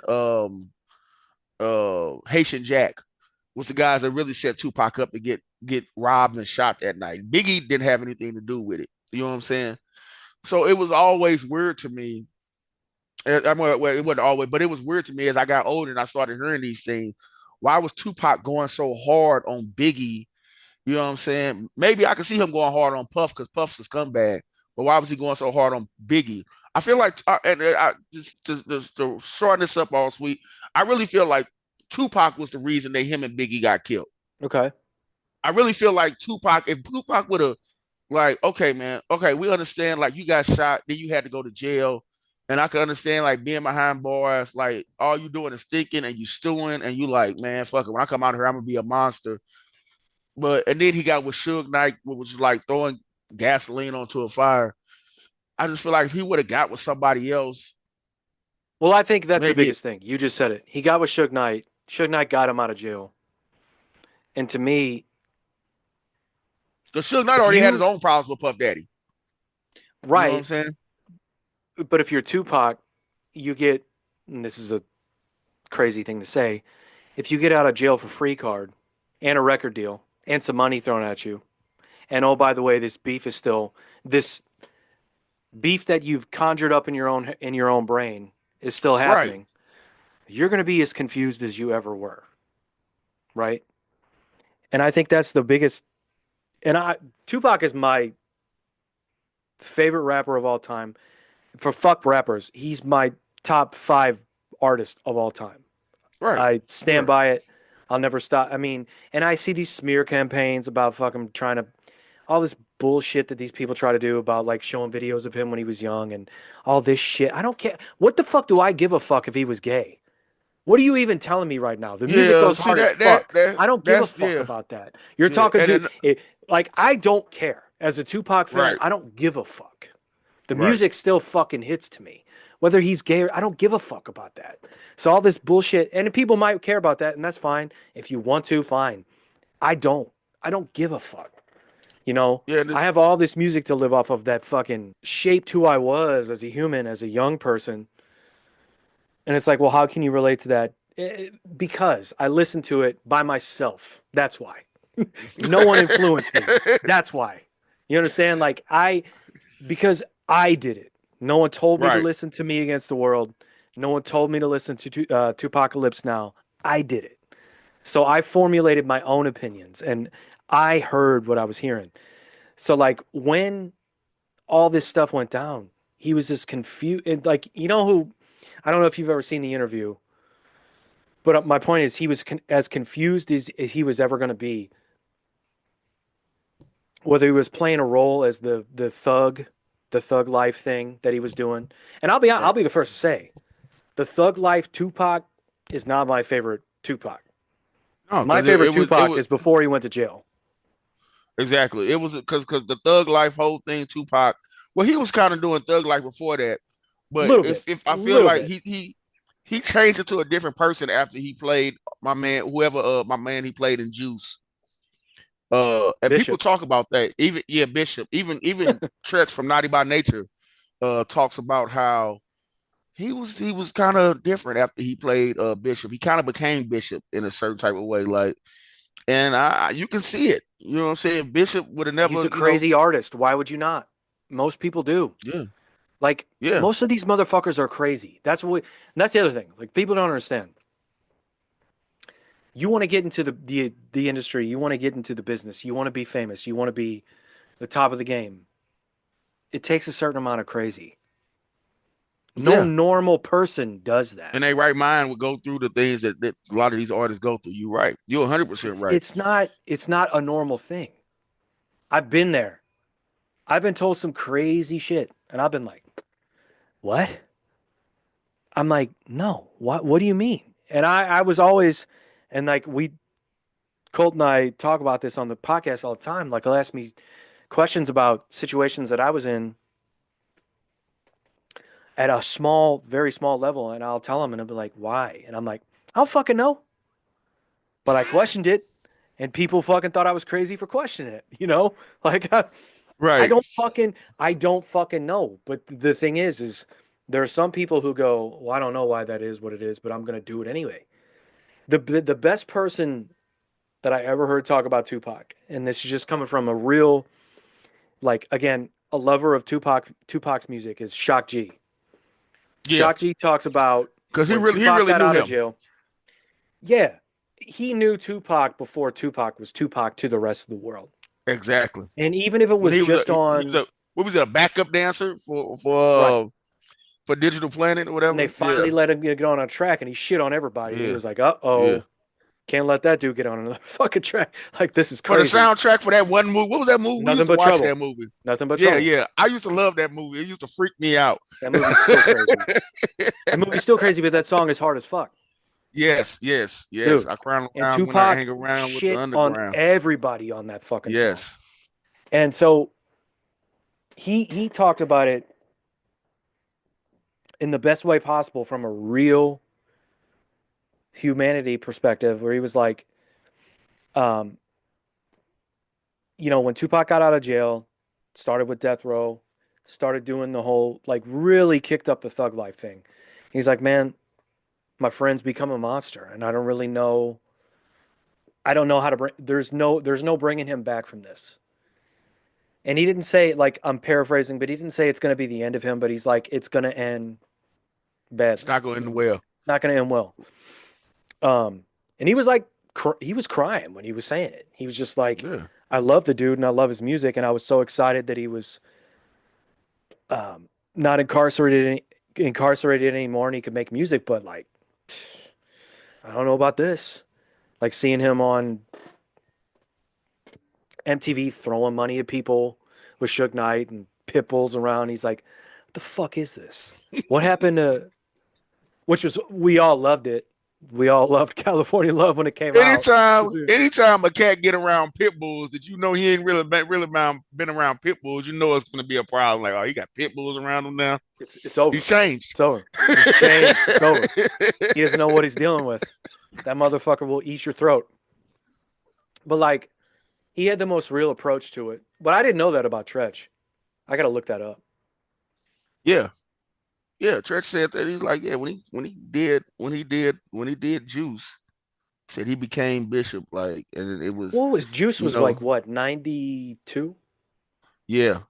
And he said you could see him slowly, like, okay, me and you have our favorite Tupac album is Me Against the World. I can say that Hands down. you feel the same Not way even about not even feel the close. same way. It's a little bit of anger in that album, which he was like, like, But it yeah, was controlled, man. It was it it was was controlled. it He was said, but he said when he went to jail, he said when he got shot and went to jail, he fully embraced the whole Bishop yeah. role, and it became that. Do you think, and this is something I kind of wonder, do you think that because there's a rumor, I don't know how true this is. I've heard this on a podcast before about Biggie and Tupac that that Puff Daddy went to go visit Tupac when he's in prison. I don't believe it. Okay, and they I can't believe that. I and can't believe that's real. it was said that um this is after Can, Tupac can I had can I did can, this. can I pause you real quick? Go Can I ahead. just tell you something? Here's why I don't believe that. All, all this shit that's come out, like, if he did, if if Diddy did do that, this dude is crazy. He's the craziest motherfucker in the history of everything. If he did do that, if he went and visited Tupac, just, like, think about it. If he had the balls. Now, when you're saying visit, you're talking about Come on, talk to me. Hey, Pac, you got a guest. Like, fucking, and he walks up to the glass and they're talking. Like, is And that they what we're said, talking yeah, about? and That's the he craziest said, shit I've ever heard. and Puff Daddy told Pac that we had nothing to do with that. Um, that wasn't us. I don't, he said, and Pac was like, damn, I already did a interview with the Vibe, and I'm talking dirty about y'all. I'm going off on y'all Who on the this. So fuck I said guess this that's on a podcast? dude. It was a podcast on Slate, and it was like a series they had about the Biggie Tupac murders, and Okay. it was this guy. I can't remember his name, but he's on Bomani Jones podcast a lot, and Okay. he was interviewing somebody on that Biggie Tupac series podcast, and the guy said that, and that's something that set with me, and I was like, damn, I've never heard that before. That would be Like, it. is that true? You know what I'm saying? And Well, let even me he ask you said, this. All that we know about Diddy now, do you really think he would do that?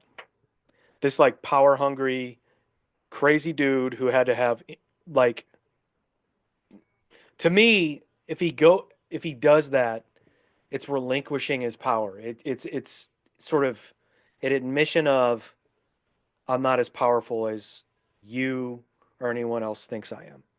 Right? I think if he did do that, he did that for big, Okay. All right. All right. because if All right. anybody was more fucked up about the whole Tupac getting shot thing, it was Biggie, because Biggie wasn't really saying nothing at first. Then he started throwing little jabs out, like he was on the Jay-Z song, say Jay-Z Biggie Smalls, nigga sit in your drawers, when he was talking about Tupac on there. On the Junior Mafia, when he was talking about Faith, because Faith had did the song with Tupac Right. and all that. By that time I feel like Biggie was hurt. You know what I'm saying? Because this is one of his best friends. This was his wife. You know what I'm saying? And he really didn't know how Puff was moving at the time. When you see the interview with Biggie where he's on the couch and he's like sitting back, and he's like, I Oh, be it's the tired, worst. I be paranoid, I be waking up feeling like motherfuckers trying to kill me. Because at that point he really didn't know who to trust. All he had was Little C's. Right. Little C's wasn't nothing but 18 years old at the time. Right. You know what I'm saying? He didn't have nobody else. And he was a ride or He didn't die. have. Yeah, Kim was mad at him. Faith, who knows what the fuck? We just now coming out and find out Faith was a hoe back in the day. She was a fuck red man. Uh, Fucking Puff was taking his money and bullshit and whatever the fuck. Puff out there. Puff fucking got pot killed trying to kill Suge Knight. You know what I'm saying? You know, Like Ice that. Cube was just asked about this. He was like, he was asked something about Biggie and Tupac getting killed. Who do you think did it, or like? And he said, well, one was assassinated, Biggie. And I was like, okay, why not? We all know there. That's the problem with this is like we don't know what the events were leading up to Biggie's death, other than he was at a party, right? Left a party, got shot. Whereas Tupac was on some ill shit. Like this could have just been some motherfuckers you pissed off, and they found Tupac you, was never Tupac was never supposed to get hit. It was supposed to be Suge Knight. Tupac made and himself that's a what you're saying. target when they had that fight at that casino. After the fight, after the Mike Tyson fight, when Tupac got involved in gang culture, which he So never should you're have saying the been. fight was coordinated?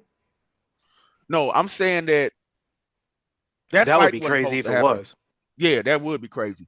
The fight was never supposed to happen. The fight happened because somebody in death row was like, "That's old Yeah, dude man. who took my That was death some row table." fucking what are you looking at bullshit. Exactly, Like it was some exactly, bullshit. exactly. So Tupac runs up on this dude who is and that's another thing. A lot of people don't understand or don't don't get how gang culture or the criminal world works. Let me let people in on something real quick. When you see a bunch of hood cats at these huge boxing matches, Yeah. They're there networking. Okay. That's All right. that's what that's there for. So when you see an Orlando Brown, whatever his name was, Orlando, whatever his name was, of there, and they're like, why was this little crip dude there in a fresh fucking Dan Marino throwback? It wasn't even a throwback back then because Dan Marino was still playing a Dan Marino stitched authentic jersey. Like what is he doing there? Cuz man, he's one of the biggest crips in the West Coast and on the West Coast in California right now. That's why he's there. He's there conducting business and enjoying the fight. So yeah, he was there. I'm sure he wasn't the only gang member there, Right. but that's a neutral site. There's not supposed to be any violence going on there. No fights, no nothing like that. So when Tupac and Death Row decided to rush this dude, they broke the code of what's going on there. Okay. You're not supposed to do nothing like that. So and then to go back to that, okay, Tupac and they want to break the code. Oh, we finna really violate them. Let me see them later on tonight. And that's what happened. Yeah. All these years when people like, oh, we don't know who killed Tupac. I do. The guy who his ass he was whooping a few That's what I'm hours saying. earlier. That's what I'm You know saying. what I'm saying? Yeah. Yeah. No, he wasn't. I agree with Ice Cube. He wasn't assassinated. You know what I'm saying? But if he would have just kept his hands to himself that night, he'd still be walking the earth probably. But when I'm questioning it, here's my question. Okay. Suge Knight wouldn't be though. When my only question is this. Is it possible that the situation was manufactured to get him into, and here's the thing, when I'm talking about Tupac being confused and Right. not doing what we, essentially what was out of the ordinary to what we knew about him. Is it possible that event was manufactured because we know, given who he was rolling with and what he was doing at the time, could lure him into that situation and get him in some sticky shit? That's all I'm saying. I could see it being possible. So could someone have but who made would do that happen? Who would do that? Would it be Suge? Would it be Puff? I don't know. We don't know. I don't like. And that's they talked about, oh yeah, they caught Tupac's killer. I'm like, can we just let this man rest, please? At this point, they didn't catch his killer. They just caught somebody who was in the car with him. Yeah, they just caught somebody with the coiler. Yeah, they just caught somebody who was in the car. But the way they do murder cases now, like if me and you, God forbid, because our lives are pretty okay right now. If me and you go to rob somebody, we're talking about shit killed right now. I don't know. Yeah, if me and you go to rob somebody and I get killed, they're gonna blame the murder on you because you were with me while we were doing criminal shit. You know what I'm saying? Okay. And back to the whole thing with criminals and things going to the fight. The feds know about this. They've been doing this shit since the 70s. Okay. Before that. with gang. Who do you think controlled boxing in the fucking 30s and 40s? Thank you. I mean, if you watch what was that, American Gangster, how they called Denzel Washington when he had the fur on at the fight. They were like, this dude had better seats than such and such and a bigger fur on. You know what I'm saying? This shit was going on before black folks were even allowed in the fucking arena, bro. Exactly. So I don't want people to think that I'm telling some type of secrets out there. No, this is well known, but you might not know it because you live your life a little bit better than the rest of No, yeah. Not you, Pat. Not you, Pat. I'm talking to the audience. No, I know. But I am. I'm trying anyway. I got health insurance at least, But I'm just saying it's possible. Actually, I don't even want to keep questioning it because it makes me sad. It is sad. But to me, what really got me caring about this, and I got people sending me this shit, and I was like, why the fuck? Do you know that Tupac is like my top 5 artists of all time? Why the fuck sending me these videos of like Candace Owens making fun of him when he was like, I don't know, how was he fucking 17? Fuck that bitch. Fuck her. First of all, and second of all, When he was 17, he was in a school for the arts, like almost like some Juilliard but shit. Like who Tupac cares? was learning. Well, who gives Tupac a was fuck? learning. Yeah, Tupac learned ballet. Yes, he learned how to become an actor. Yes, that's why he was in all these movies. Yes, But who Tupac gives a was an fuck? actor. Tupac also knew how to dance. But who Yes, gives a fuck? nobody cares about that shit. People that really know Tupac, we all know Tupac wasn't no real gangster. He just lived in a bad neighborhood, but he couldn't rap like a motherfucker. Number Right. two, Tupac, he was a tough guy, but he couldn't fight. Everybody knows that. Tupac got beat up a couple times. The only win he really got was on the Orlando when you think about it. But that was the last day of his life. But Yeah. Tupac wasn't no real gangster dude like how he portrayed it was. Yes, Tupac was an actor, but he can But rap what I'm saying is real good. what okay, with that said, what does that matter? Okay, so he adopted the thug life. Okay. So that's not a real thing. You No, it can't don't be matter. confused. You can't be confused. Like, okay, maybe he had some insecurities and he adopted the thug life to make up for all those insecurities he had. All right. He's an imperfect person like all of us. You're gonna come on he this. more You're gonna like whatever, man. he more adopted the thug life because of the renegade that he was, the person that he was, how he wanted to empower his people and things of that nature. Exactly. And I guess he felt like I guess he felt like being a thug was the best way to go about it. Think about how music changed Yeah, from Tupacalypse Now to All Eyes on Me. How did music change? Because he was considered a social like a a fucking social justice warrior before there were yeah. social And justice. and you know where he got that Brenda's from? got a baby. Yeah, No rapper was yes. talking about shit like that.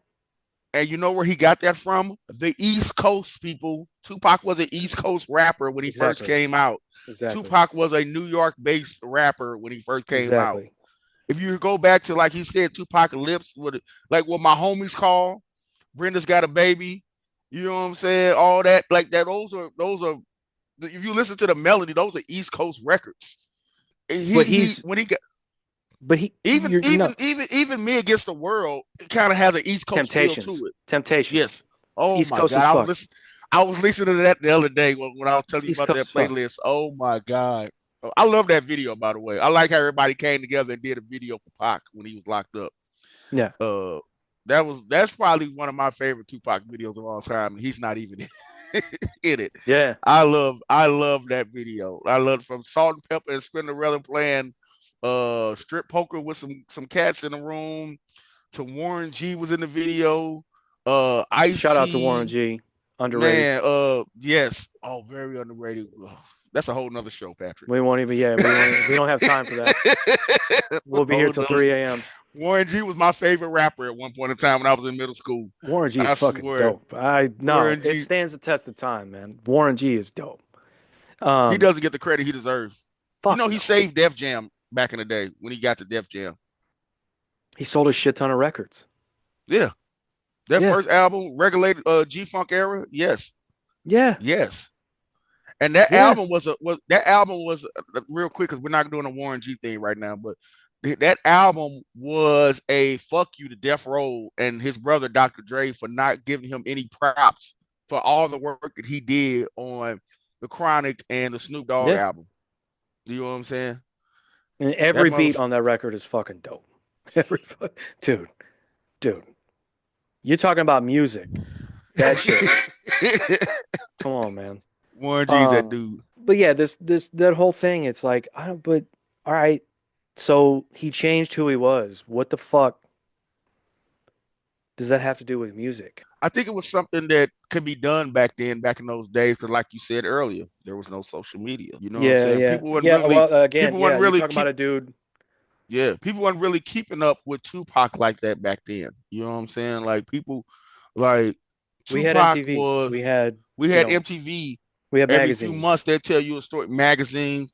I remember when Tupac shot the off-duty officers that was beating up a black man in the streets. Right. You know what I'm saying? Had a shootout with them, which was crazy. He really never got in trouble for that. That is crazy. Because Yeah. today, But the reason he didn't get in trouble with that because those the officers was beating up a black man for no reason. I mean, yeah, they got You know what I'm saying? convicted, right? Yeah, they Yeah, got in yeah. trouble. What was the dude's Yeah. name? Which because that was in New York, right?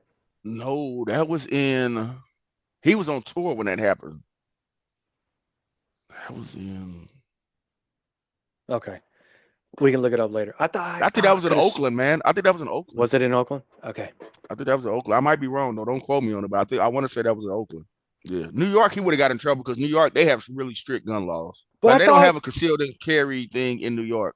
wasn't he the famous press conference when he was like, "This is what y'all wanted me to be," but that whole fucking thing he did. I thought that was in New That York. was in New York, but that That wasn't wasn't that situation. that situation. That Oh, was the rape situation with the girl, and then that was right before he got shot in Quad Studios. okay, all right, that makes sense. All right, yeah, yeah, Yeah, okay. yeah, yeah. That whole Shit, thing. Yeah, that was that. That damn, was my that. brain hurts, man. All I'm saying is there comes a point where it's like, can we just let it not trying to be disrespectful here, but let's let it die. Let's let the situation die. Let's just let it be what it was. And if you want to like the music and want to live with the music like I do, let the music live on in your fucking heart and soul and in your library, then fucking do it. This whole fucking thing about this like, oh, he wasn't a real thug because he fucking did this with his hand one time. And it's like, fuck you. Get the fuck out of No, here. they're doing the same thing to Biggie, man. That the girl from the Big Papa video where Busta Rhymes was talking to her, and then Biggie Yeah, yeah, like yeah. came up and yeah, You know how they're much trying to. go ahead, go ahead, go ahead, go ahead. Oh, what was you gonna say? You remember how we would listen to that and how much we would fucking make fun of Puffy on that song? Would you just shut the fuck up already? And I talked about it on Juicy. I didn't know about it on Juicy until I listened to it again. I'm like, this dude just does not shut the fuck up throughout the entire fucking song. We can do this every weekend. All Yeah, right. it's all good. Like Juicy, it's like, Keep, yeah, it's all good. Yeah, every 3 seconds. Will you shut the fuck up? But yeah, the I'm not fucking gonna. he was like, keep on banging. Like who's banging? Yeah, keep You're in a banging. hot tub. Hey, no, man. I have to be 100% real with you. Me and my sister Stephanie. Yep. Me and her did the podcast together. We end our phone calls and our text messages sometimes we keep banging. Keep banging. Keep Yeah. banging. Like, Yeah. Oh God. Damn. so I want to thank Puff Daddy for that. We could do this every weekend. We can. That I with you? Yeah. Yeah. Shut the Keep fuck banging. up. But Stop no. talking on the fucking But track. God. no, the girl that's in that video, and she's also in the warning video with Biggie in the bed when he gets up and he had the two chicks by him and Puff Yep. Daddy's paging him and shit like that. They're saying that woman is a trans. That woman was a trans. And she was also in an LL Cool J video, or no, she was in the Flavor in Your Ear remix video, and LL Cool J was on it. He was like, and remember at the beginning, he was like, is she delicious? Now they're trying to Yeah. say that he said she delicious. And they're trying to say, but I don't want to be around no more, man. okay, me neither. The story goes that person was a trans and was killed in New York in the late 90s because somebody found out. And they came and they went and killed that person. Now, that person is no longer alive apparently, because if they did, they probably come forward to be like, yeah, I'm not a trans, I'm a regular woman. I don't know if this person is a real woman or not. I don't know if they're a trans, but apparently they're trying to say that woman that was in those videos was a trans, and you know what I'm saying? Then they're bringing up Biggie's questionable lyrics, like on Me and My Bitch, when he said he told the girl, you look so good, I suck on your daddy's dick. And I was like, I always thought that was kind of wild, but I was like, I ain't met a girl that good looking yet.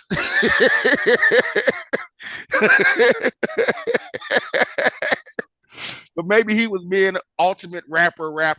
You know what I'm saying? Because Biggie rap.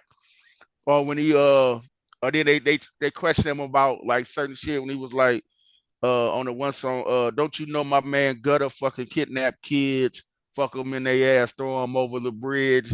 And I was just like, I mean, that was hella ruthless, you know what I'm saying? But you know, I think he was just rapping, you know what I'm saying? But also, we didn't know what trans was then. We didn't. And we They also weren't even didn't. calling them trans back then. They was calling them transvestites back then. Maybe. I think, yeah. Not, I mean, it wasn't in the hip hop community. And if you go back and look at that video, Pat, if you see that girl, you be like, damn, they was doing hella good surgery back then. So the shit they doing now, I don't know. Is it so wait, I'm trying to think of the video. Is it the blonde girl? She's a real thick blonde. Yeah, she got the blonde hair. In the puffs? Big boobs, fat ass. Yes. She's okay. She's at the bar. Buster's talking to her, and Biggie has that line. He's like, and when she buy that wine, I just creep up from behind and ask you what your interests are, who you be with. Yeah. Dude, we're looking it up. Fuck that. Things that make you smile. What numbers are down? Biggie, man, he used to get them, bro. Yeah, fuck that. He the one that made me realize when I was younger, if you make a girl laugh, you got them. When he said once they grin, I'm in, game begins. You're like, oh, okay. Yeah. I think I'm at the right spot. Yeah. You are.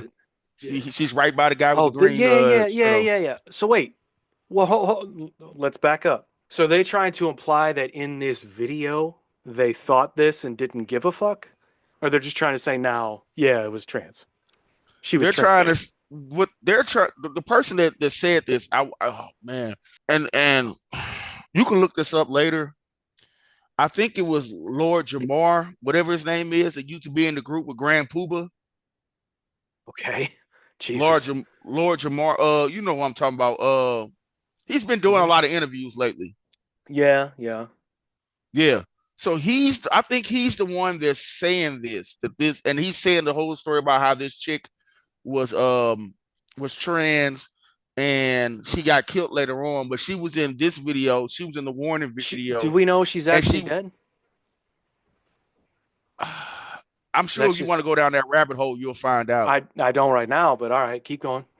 Right. Shit. So she was in this video. She was in the warning video. She was in the Flavor in Your Ear video, and she's the one dancing in the Flavor in Your Ear video, all in front of LL Cool J. And he says the line, "He is she," but he doesn't say he. I always thought he was saying like he is she, like just saying like anything, like damn, look at this girl, like he is she, whoa. But he was saying that LL Cool J was saying he she. He was saying he she.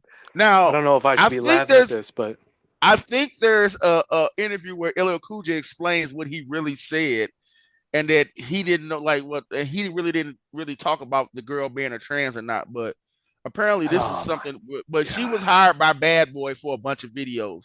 I mean, like these niggas think they be macking, but they be acting. Who they attracting with that line? What's your name? What's your sign? Soon as he buy that wine, I just creep up from behind and ask you what your interests are. Who you be with? Things to make you smile. What numbers to dial? You gonna be here for a while? I'm gonna call my crew. You gonna call your crew. We can rendezvous at the bar around 2. Plans to leave, throw the keys to little C's. Pull the truck up front and roll up the next blunt so we can steam on the way to the telly. Go fill my belly. A T-bone steak. So my question is this. Everybody at this time, was anybody going, looks a little manly to me? Nah, because she doesn't look manly. Nobody was saying that. Her teeth don't look all that hot, but you know what I'm saying? It's 2025, bruh. We've evolved. I'm looking at her neck to see if I see an Adam's apple, but all right, let's keep going. Eggs and Welch is great. Conversate for a few, cause in a few we gon' do what we came to do. Ain't that right, boo? Forget the telly, we just go to the crib and watch a movie in the jacuzzi, smoke L's while you do me. I love it when you call me Big Papa. Throw your hands in the crib and watch a movie in. Cause in a few we gon' do what we came to do. Ain't that right, boo? Forget the telly, we just go. That was the spot I wanted it. Trying to get your Adam's apple shot.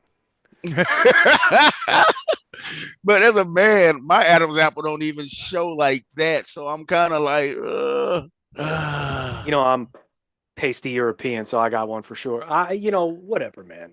What the fuck? This is exactly. crazy. It's fucking crazy, man. But that's what they trying to say. They trying to say that person was. I don't even remember how we started talking about that. How But did that even? we were talking about how people are going back and saying Pocket was this and that back in the day, and Oh, yeah, yeah, yeah. Okay. Oh, yeah, yeah. you know what I'm saying. So I just was like, well, they trying to do the same thing to Biggie. You know what I'm saying?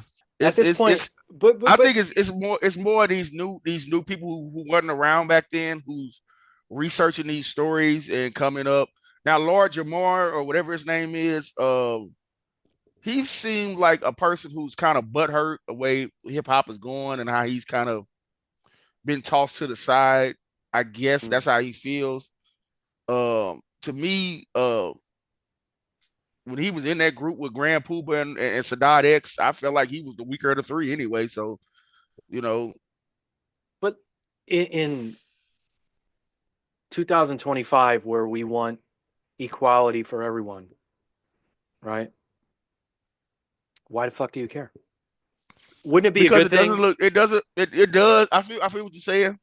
It doesn't look, and I'm not saying this for me personally. I'm just saying for the look of it all, I it understand. doesn't look cool for Right, the right, right. hardest gangster rapper at the time, Notorious B.I.G.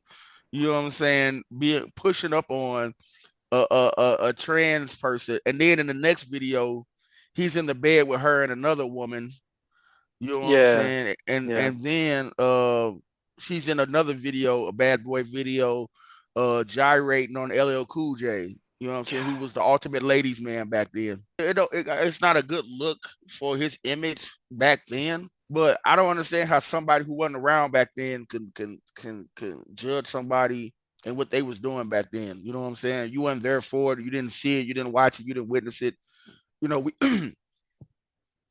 these movies that have come out about these rappers, Straight Outta Compton, the Biggie Smalls movie, the Tupac movie. We all witnessed that shit. We all know, like half of that Straight Outta Compton movie, as much as I love it, was a fucking lie. Easy E wasn't I broke at fucking the love end. that movie. He was. I love it too. He was still balling. Rufus Records was still worth $100 million. Like what the fuck was he talking about? He had artists upon artists. He had Right. fucking Bone Thugs, who was the biggest rap group at the time, them and Outkast.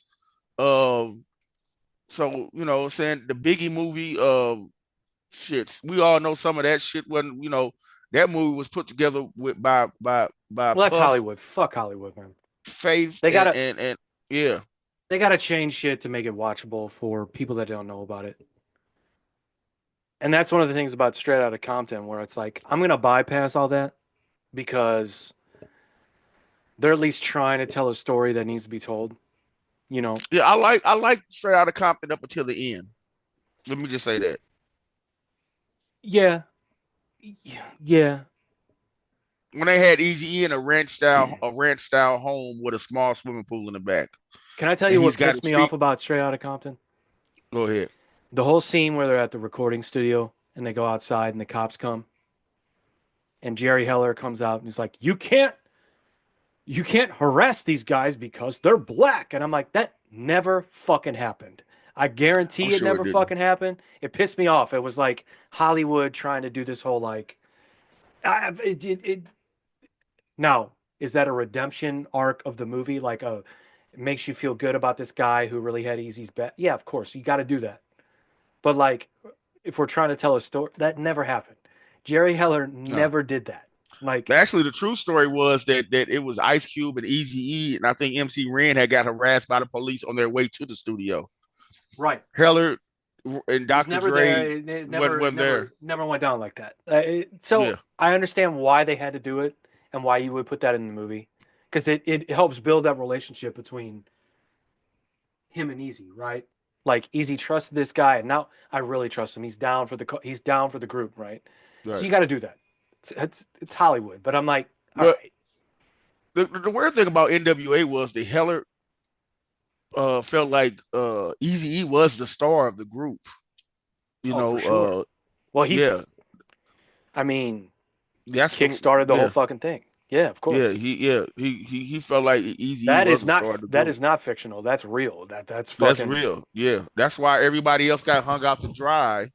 Even when Easy had seen how the whole Ice Cube thing had went, and he was begging Heller to pay Dr. Dre, and Heller still wouldn't do it, and DOC and Dre bounced and went to Death Row Records. That's when Easy was like, "Fuck Jerry Heller, I need to get out this deal," but he couldn't. And when he had got Bone Thugs and Harmony, he was trying to keep Bone away from Jerry Heller. yeah. But you know, things what happened the way they did. Uh, I just didn't like how they was portraying my man Easy at the end. That's all. I love that movie, like you said. Uh, one of my favorite parts of that movie is when they first are putting the Boys in the Hood song together, and they're playing it for whoever the guy was who the first guy studio they were working in, the guy who wanted them to make the R&B mixtapes, who wanted Dre just to make R&B mixtapes. And dude was like, yeah. He was like, yeah, man, what you think? And he was like, man, what I tell y'all about this all hippie hop rap Yeah, bullshit? yeah. He's like, Oh, I told you Jerry to Curl bullshit. Like, yeah. He said, I told you to get to work on that R&B mixtape. And then old boy was like, all right, man, you got it. He said, no, you got it. That is one of my favorite parts of that movie to this day. That is great. But I didn't like the way they portrayed Easy at the end, him getting smacked up by Suge Knight and shit, and but that was true. The one part was where Easy E was going to kill Suge Knight, and Jerry Heller stopped him. So yeah, we could, yeah. Well, that's a good segue. Let's end on real motherfucking G's. We talked about it. thank you. So Oh, we're agreeing that that's our favorite diss track of all yeah. time. Back to that. Yes, that is my favorite diss track of all time. After that, I would have to say No Vaseline. After that, I would probably have to say because I'm biased, Takeover maybe. And then going down the line, I think Story of Adidon, Pusha T, dissing Drake. I really like that. Something with 50 Cent dissing Ja Rule, I guess, maybe.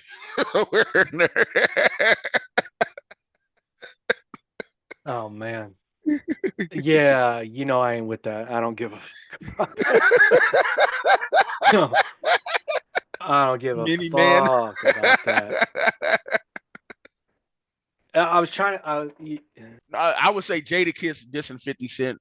He had a dope ass freestyle dissing 50 Cent. Jada's top 20 of all time, bro. Yeah, I said that 20. I when we say played top. it. He's definitely top 10. I think he says he's top 5 dead or alive, but I I said definitely got top him in 20 my. because I'm being real because he doesn't have his catalog. You don't think so?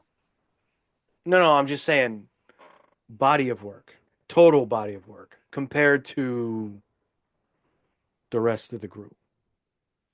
I don't know, man. Jadakiss got some banging ass albums, bro. No, I'm saying total. I'm not. No, they're all great. I'm just saying total. Okay, I see what you're saying. Okay, You know what I'm okay. saying? My bad. My bad. Yeah.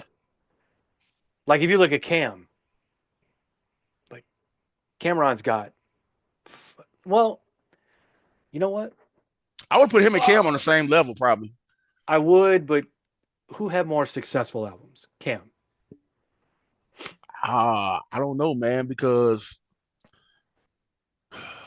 Cam first 2 albums, Chariots is fucking crazy. you might be Chariots right. is fucking Cam, crazy. I think Cam first 2 albums went gold. I think his 2 albums on Rockefeller went platinum. I think Jadakiss first couple albums were going gold and platinum. I know the album he had on Rockefeller went platinum. His Locks albums, I think that went platinum. Well, the Locks is a whole different thing. Yeah, see that's why I Because don't really want to put it with the Locks because Cameron when he got with his group when he got the Diplomats they went platinum. But Chic is crazy too, man. oh my God, have you seen? Because I don't know how you guys do your podcast. Because I remember when we did our podcast, we didn't really like to discuss other people's podcasts unless they were friends of ours like you. No, But we'll talk about it at all. I don't give a fuck. uh, Sheik. And Sheik has a podcast where sometimes Jadakiss and Style P on it, but he has it with these 2 Jewish guys. And I think it's called Who are the dudes? I forgot, bro. I don't even know their names, but they're on a Are they Styles P rappers? album. No, they're just they're Oh they're, shit. they're no. No, they're just. I think there's some comedians or something like that. One of them, but they're two Jewish brothers, and I have to look it up, bro. What? I'm looking it up now. Yeah, it's the Sheik Luch and is it two Hebrews and two bros or something like that? It might be like that. As you watch it, the clips, you'll probably see like what the name of it is and stuff like that. Well, I'm disrespectful as fuck. Styles P was fucking crazy too. Like, what am I even saying? I'm fucking. Styles P is the fucking necessary. Just say that about Styles P. And by the way, earlier, we don't have to go down this road, but earlier you mentioned Juvenile. To this day, best Tiny Desk performance ever. Hip hop, rock, doesn't matter what the fuck you are. Bro, it is the best one ever because I'm telling you something about that dude. It's like what I was talking about earlier. I know who the fuck I am, and I'm going to be who the fuck I am. It doesn't matter what performance it is, what it's for. Like, I loved it so much. Yeah. She's like, yeah. That's that. I watched that. My wife sent it to me. I didn't even know what fucking happened. Yeah. She sent it to me, and I was like, what? And, Yes. and it really got me down a rabbit hole. I'm like, I didn't know most of these people did Tiny Desks, by the way. Yeah. Currency Like, did one. Scarface did one. Everybody. Why are Yeah. they not promoting this shit? Because Tiny Desk is on NPR. But I don't give a fuck. NPR. You got Which is social media weird. now. Promote this shit. Like fucking. I mean, But, they always pop up on Instagram. Well, that's how she sent it to me on Instagram, and then I just went down a rabbit hole. I was like, what? But Juvenile's Tiny Desk is the best. It's Juvenile's an amazing performer. I've seen Juvenile perform. He's come to St. Louis a lot of times. I've seen him probably about 5 or 6 times, man, in clubs, at the Shea Fitz, at the big arena. I've seen Juvenile. He's an amazing performer. yeah, he's dope. Yeah. It's crazy. All right, here we go. So we're gonna say this is the best diss song of all time. Fair? To me, it is. Yeah. Hell yeah. Fuck it. To me, I love it. yes. I love it so much. You know it's my favorite. You remember being at fucking Club Energy and this shit would come on and be like, first of all, dope. Second of all, great. Third of all, why are we playing this? This is not going to get anybody. This is not going to get anybody pussy. By the way, Hey, it's just and going to another get thing, people. It's going to get people crazy. Like, because you don't remember the rumor they played Tear the Club Up and they threw fucking chairs and they fucking trashed the place. yeah, And now you're playing yeah. this song. What are you Now you're doing? playing this? Yeah. Yeah. And another thing about this song and about a lot of rap in the 90s that I appreciate is rappers used to make 2 versions of songs, a radio version Yep. and an album version, where they'll make the album version, they'll go back and over, you know what I'm saying, and rap the same song over, but take out the curse words and replace them Right. with other words. To nowadays where they just bleep stuff out. But nowadays stuff wasn't even, I don't even know. I don't even listen to the radio. How about this? Look. This fucking song had a B-side. Really? You bought the CD. Remember buying the For the Love of Money single and it had a second song? Oh, yeah, you had like a remix. I remember you had that. That beat was hard. Like, yeah. Dude, people don't understand. Now we sound old. Yeah. Now we're Singles did like used to have B-sides. now Okay. we're like grandpas. We're like fucking. But yeah, they just don't get it. They don't get it. You can find that song on YouTube now. You know that, right? Which one? That For the Love of Money remix. Oh yeah. Well, YouTube's got everything. But all right. So here we go. Finally, we'll get to this. It's getting late. Shit. Yeah, by the way, it's in my library. You mentioned the video. We got to do the video. So, got to happen. Yeah.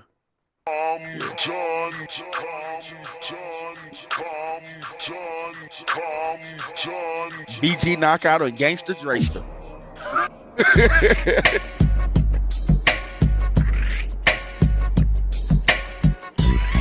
this fucking beat. Shit. How crazy would it be if a rapper today came out with a beat like this? They couldn't. They won't know what to do. They couldn't. They don't know what to do. I remember they were saying like Eazy-E's beats wasn't gonna be hard because Dre left. Shit. Bruh. Yella also made beats. Like that's Yeah. the thing that people don't like. Yella was a motherfucking beast on them drums and shit. I don't like how they made him out to be a dork in the movie, by the way. We were talking about the movie. He was Yeah. he was a nerd. Why'd they do that? Who, Yella? Yeah. Because I think Yella kind of was.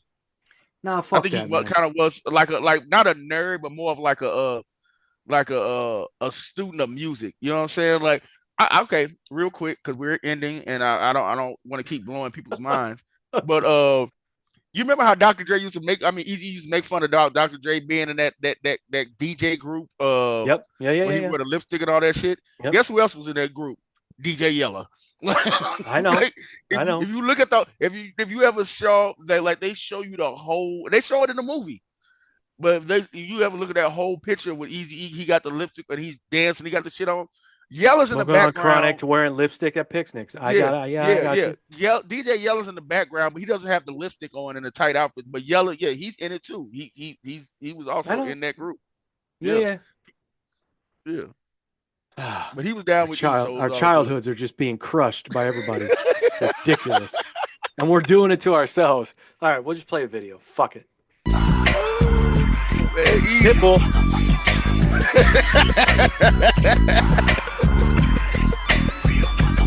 Hey yo, doctor, here's another proper track, and it's fat. Watch the sniper, time to pay the piper.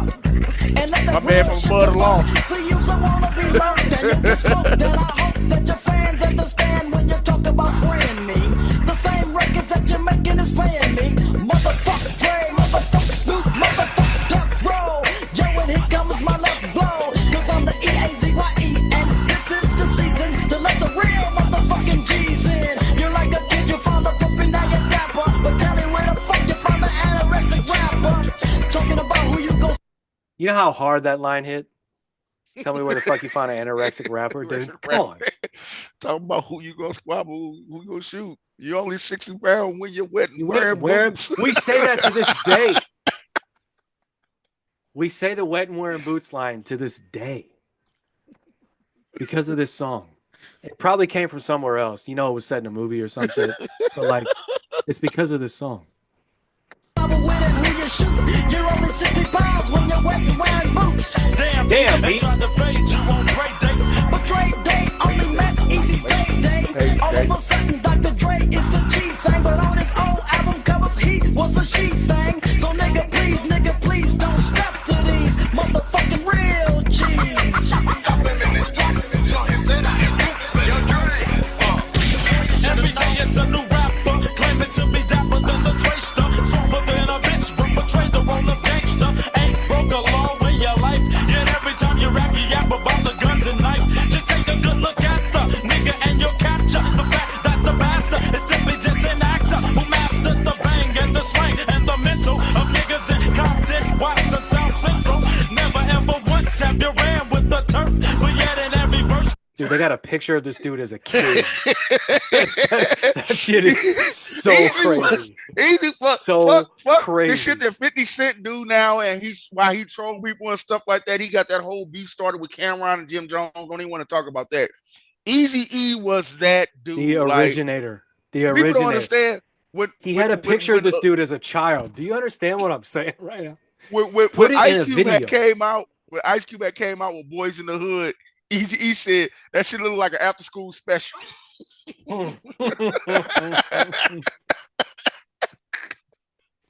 God damn it. You used to do the dirt, but tell me who's a witness to your fucking work. See, you never handle business, so say the drama jerk. Niggas straight kill me, knowing that they pranksters. This is going out to your studio gangsters. See, I did dirt, put in work, and many niggas can vouch that. So since I got straight, I got the right to rap about that. But niggas like you, I kinda hate you, cause I'm just tired of suburban niggas talking about they come from projects. Knowing you ain't seen no parts of the streets, G. Think you started trying to bang around the top of the Peach Treaty, wearing khakis and my while your rhyme little fag trying to sack.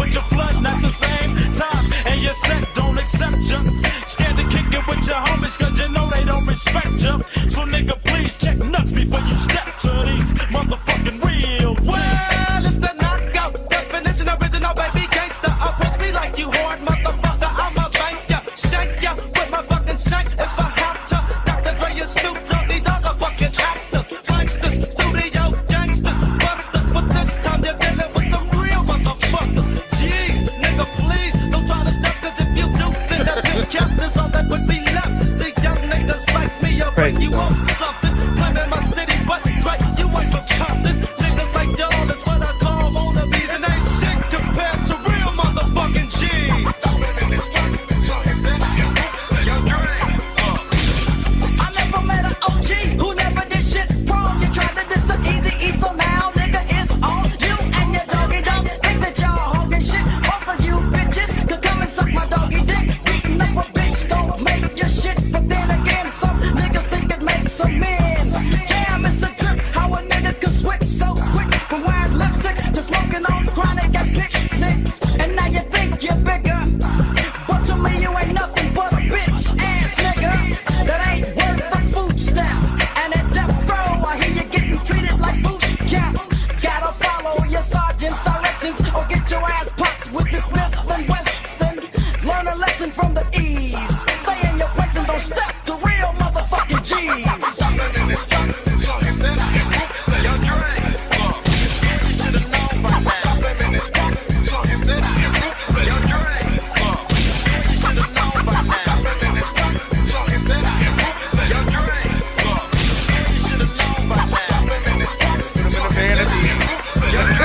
Boy, you should have known by now. Easy dough. Damn, bro. Those They pictures, chased this man. dude all around Compton just to leave him where they found him. Oh my God. Oh man, them Grape Street Crips, man, they ain't nothing to mess with. Straight up. Straight I'm up, so man. glad that's your favorite. I was gonna say that was my favorite, and I thought you were gonna be like, Dog, I fucking love real Compton City real motherfucking G's, whatever you want to call it. That is my shit. Compton City Jesus. That's my It's shit. the radio edit. I was waiting for a BG Knockout Gangster Dre album after that. I don't think it ever came. No.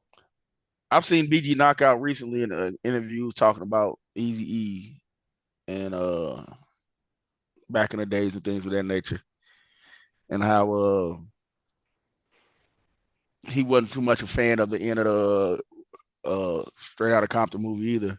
He said he liked the movie, but he said he didn't like how they portrayed Easy at the end. I mean, for real though, do you? I mean, if you're not for whatever, but like, if you're close to the situation, do you really like how Easy was portrayed at all?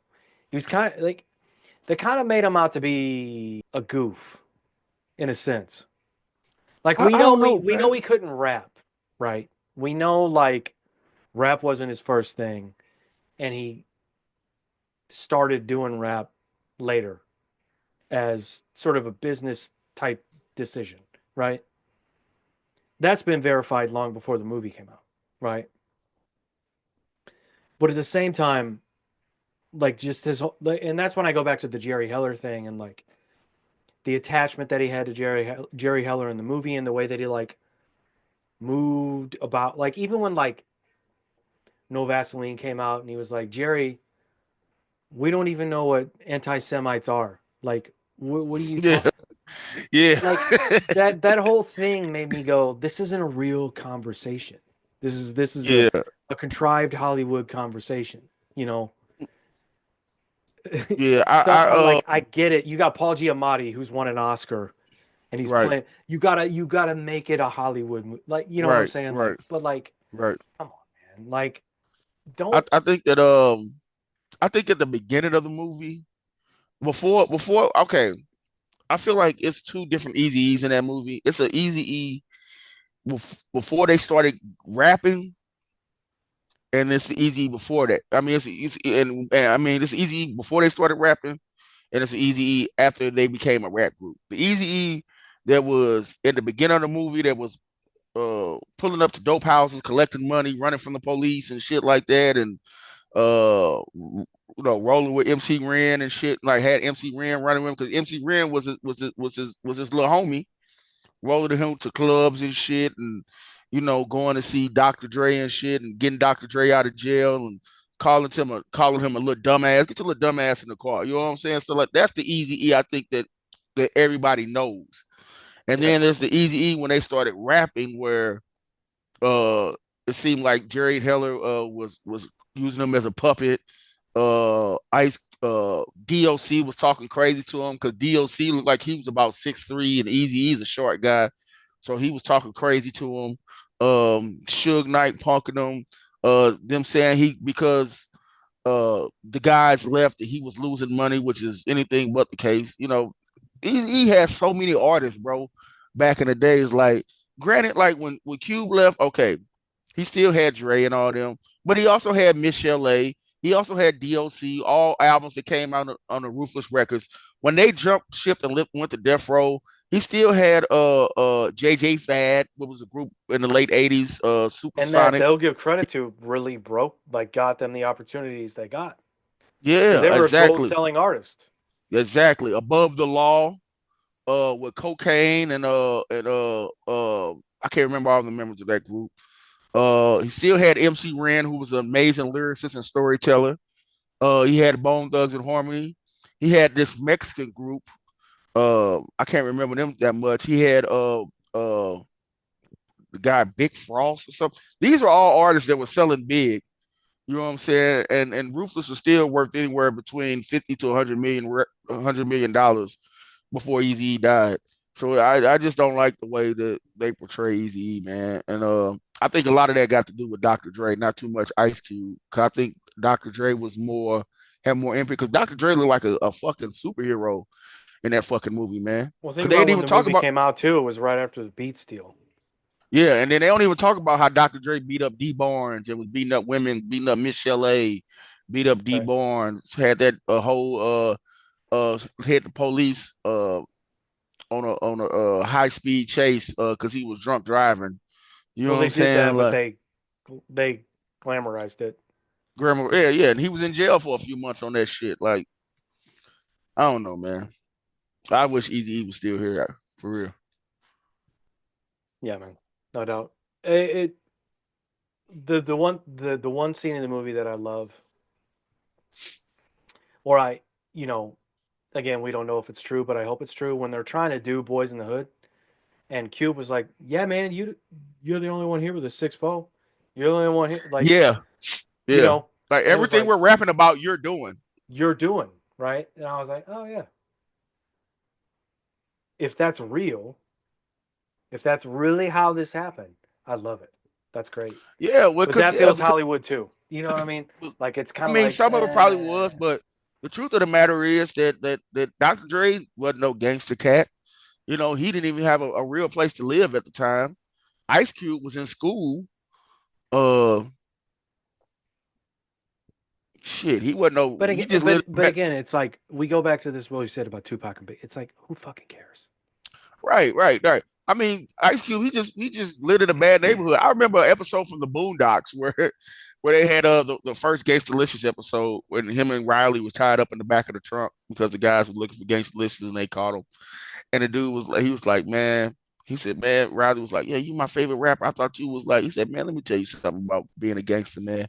He said, I used to like this rapper named Ice Cube back in the day. And he said, he said, I would dream that Ice Cube would come to my house and just kill my whole family. But And Ice then Cube was Riley, the first to tell you that he was writing about what he saw, not right, about what he right, was doing. right. But you can't, but a kid not hearing that. A kid's hearing, Yeah, yeah, yeah. you know what I'm saying? Fuck the police. And he was like, and Riley was like, you mean Ice Cube? You mean the dude that that makes those family movies? Yeah, yeah, yeah. So you're right. You're 100% right. Who cares that these guys aren't really gangsters and they're just I mean, and for I years, get some people I get some people care, right? yeah, But um again, the fuck you think the music is real life? well, I think it In stopped some cases mattering. it might be, but like why the reason I'm saying that is this. Let's say it's not. does it still does it erase the fact that the music was hard as fuck? No, but then what kind of circumstances are we talking about? Are we talking about like a Nas or an Ice Cube who just grew up in bad neighborhoods and like to rap about things they saw and people they know? Are we talking about a Jay-Z who was a from what everybody's saying? Yes, he was a big drug dealer at the time and had a lot of money and turned that over into to rapping. The same as Easy E. I mean, Jay Z, Easy E, they kind of took this was on the same route. They were huge drug dealers who became rappers. Or are we talking about somebody like a Future who raps about taking all these drugs and all this stuff, but he really doesn't do that? But he's letting these kids, but have these kids thinking that he is doing that. You know what I'm saying? Like, so when is it okay to be like, yeah, that's cool, and when is it okay to like, okay, he's doing too much? You know what I'm saying? Like he's portraying a lifestyle that he's not living. Well, I guess it's it's a separation of the music from the artist. We talked about this on the last episode, and it had nothing to do with hip hop. But now I'm glad we're talking about it. So like, and let's go. Fuck it. Let's go beyond Ice. Let's go more current than Ice Cube and Easy E. So you and I live in the same city. We know where Nelly grew up. Yeah, We know about a lot of the shit he was talking about, right? right. In the early days, anyway. When he got millions of dollars, I don't know shit about that because I don't have millions. I have no idea. But like in the early days, we know what he was talking about. We know when he was talking about U City, he was Yeah, talking about it. We know what that is. yeah. And I Now, go even further, real quick. I know do it. about when he was on the West Side and he was with my cousin and my cousin's people. You know what I'm saying? They was getting down over there. So I know about that. You know what I'm saying? So yeah, So let's look at that. So I'm saying my point is we know because of where we're from. Let's say we're somebody outside of where we're from, but we know because of where we're from what he's talking about. Does he really need to be in the thick of it to make a good song and to make it? no, no, because really outside of Nelly's first album and only a few songs, he doesn't really talk like really gangster, grimy type of Well, I'm shit not even like talking that. about that. I'm just talking about a way of life and like a Okay, lifestyle. okay, It doesn't have to okay, be, okay, forget about gangster. It's not about that. It's just a lifestyle, right? okay. You know, and if you want to know about the gangster lifestyle in St. Louis, Google it, motherfuckers. You'll find out. But so that's not what I'm talking about. It's just simply talking about something, and it's like, do you want to separate, or do you want to sort of suspend your like suspend the disbelief or something to make it a song, or can you actually go, yeah, he was there. He's he's rapping about something and talking about something that he was close to. Same with Ice Cube, like the scene I talked about in the bus, like in the bus, for instance, where Right. they, it's like how much of that was true, we don't know, but like if you're just telling a story about it, how does that make it any less real than somebody who's in it? You know, because there are people from St. Louis who could rap about the real shit, right? Right. But the question is, does anybody want to hear it? And that's a bummer, No, you it's know. nobody's really came along in St. Louis. I feel like that they could rap and spit that shit and do street with it. Not the lunatics. They're more just like they just rap and entertain and stuff like that. They don't really hit you. You know, it's more of a lifestyle thing with them, like you said, of how they're living life in St. Louis. Yeah, I've yet to see the rapper that comes out in St. Louis and talks about Core and Co Brilliant. You know what I'm saying? That talks about the North Side, Grand, uh, Where's things Tef of Poe that from? nature. Huh? Where's Tef Who? Poe from? Who is that? You know who that is? Uh-uh. Oh shit. I unfortunately the only rapper I would say that's trying to talk gangster shit right now from St. Louis, it's probably be Sexy Red. How dare you? So I'm gonna play you a song with Killer Mike, only because I like the song. I don't He's know from if St. Louis? yeah. You don't know who Tepo is for real. All right, yeah. No. I saw him open up for Killer Mike. Um, and I knew who he was a little bit before that, but Where was Killer Mike at? the fucking I saw him at no, I'm sorry. I saw him open for what's the Jesus Christ, my brain just stopped working. What's the duo with LP? Run the Jewels. Some open Oh, for okay. Run the Jewels at the Firebird, which Yeah, is that's Killer down Mike and the old boy. LP. Yeah. Okay, LP, yeah. And the Firebird's closed now. But so no, he's got this song with the dude. This came out. You really don't know. You've never. Damn, this is 12 years old. Maybe I've heard it and I didn't know who he was. I'm only saying this because I never did the research on Tefpo, but I remember people talking about him and seeing a lot of posts, and he was really tall. Yeah, I don't know where. That's why I asked. I'm like, where is he from? Because I've never heard of this dude. he was always kind of talking about St. Louis, but whatever. We'll just here. You can tell me to stop it whenever you want. Yeah, I'm in here with my young boy, Tef Poe, you understand me? We turning wrists on you hoes. And we ain't talking about no drugs, so we don't support that.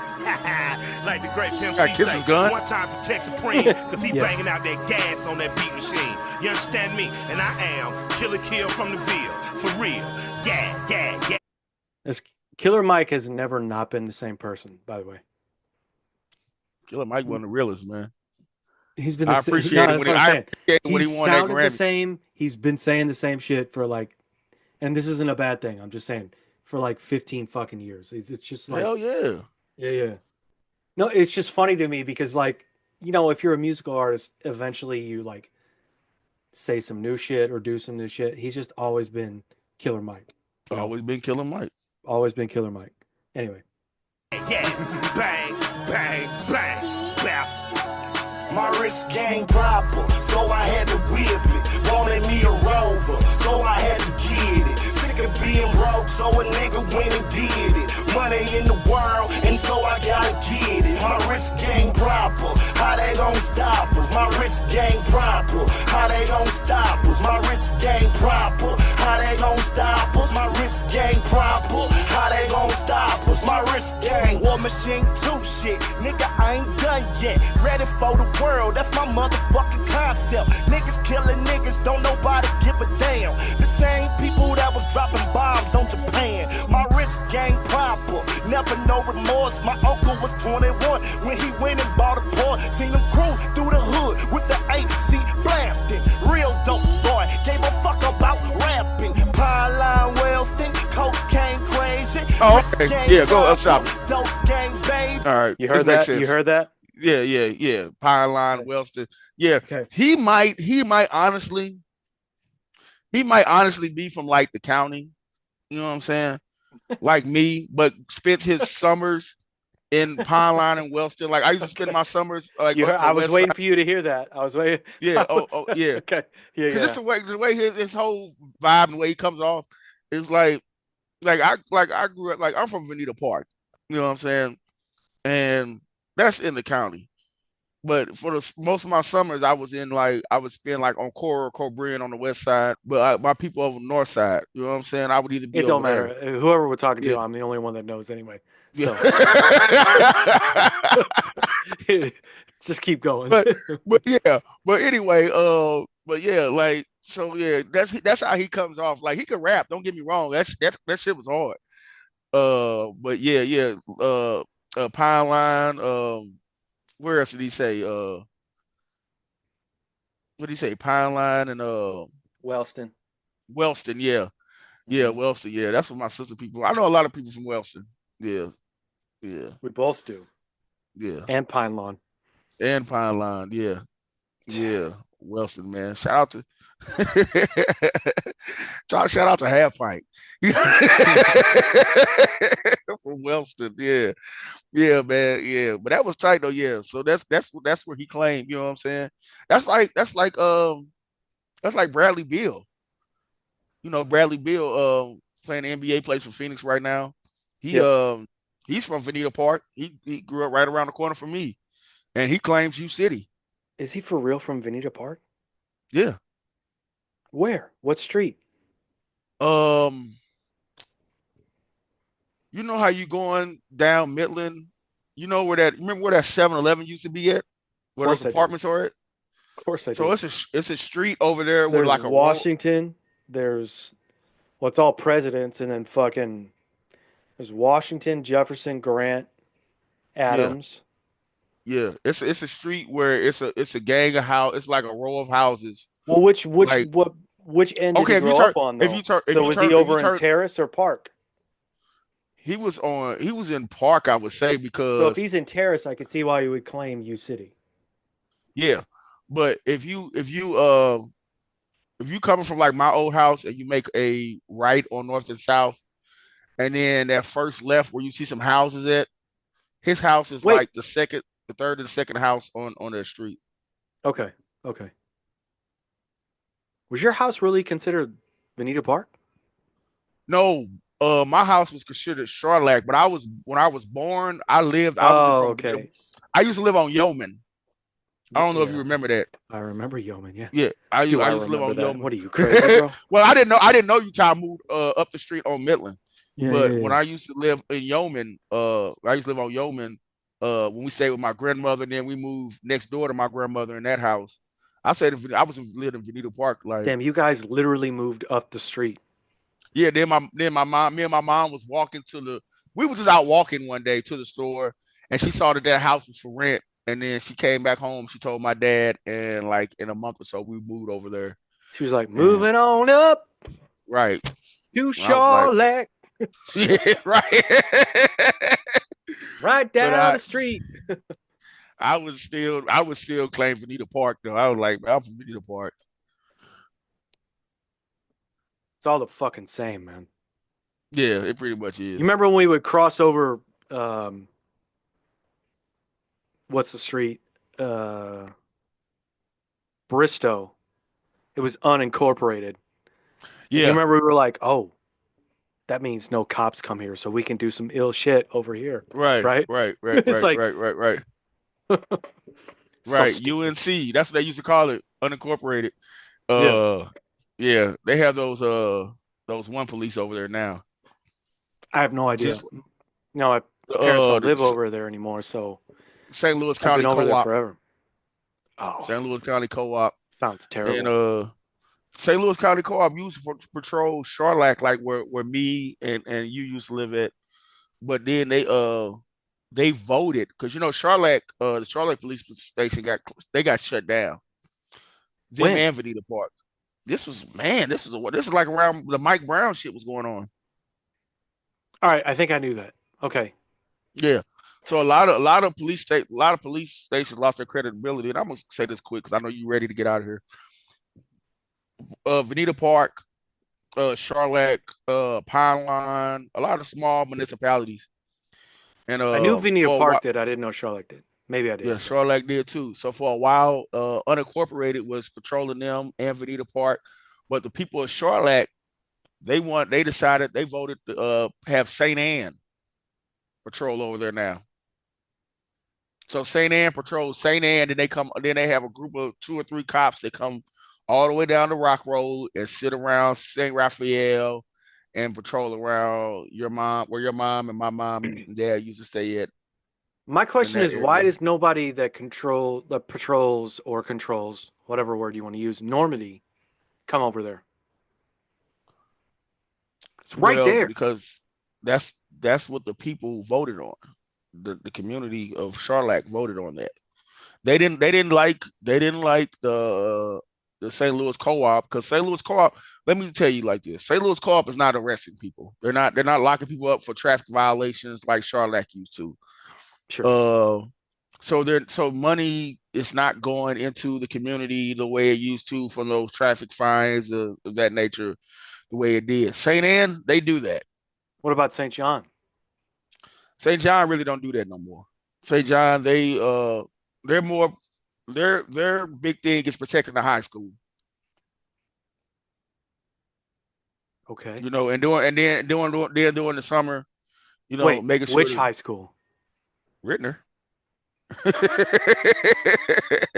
Why isn't Overland protecting Rittner? because Rittner's in St. John. The fuck it is. It's all right. It's on Yeah, the rock. again, we could No, spend it's another right. 3 fucking hours. Real talk, Pat. It's like St. John Police Station is right there, and then it's the school. They're right next to each other. Okay. Like when I went there, anytime like the police was called, it'd be St. John come up there first. That makes sense.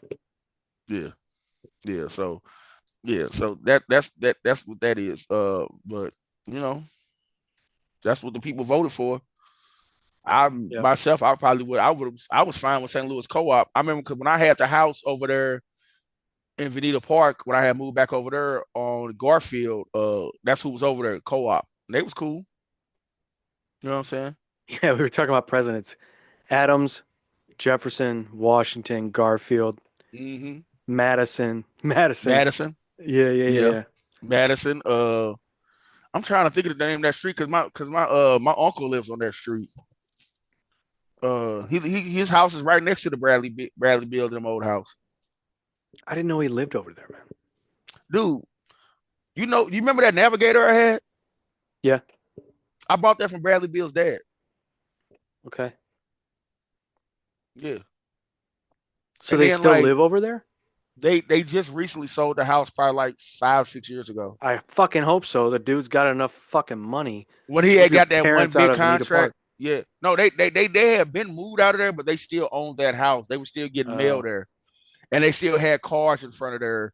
Like that's how like I was trying. That's how I found out about the Navigator, and that's how I met Mr. Bill. I got his number still to this day.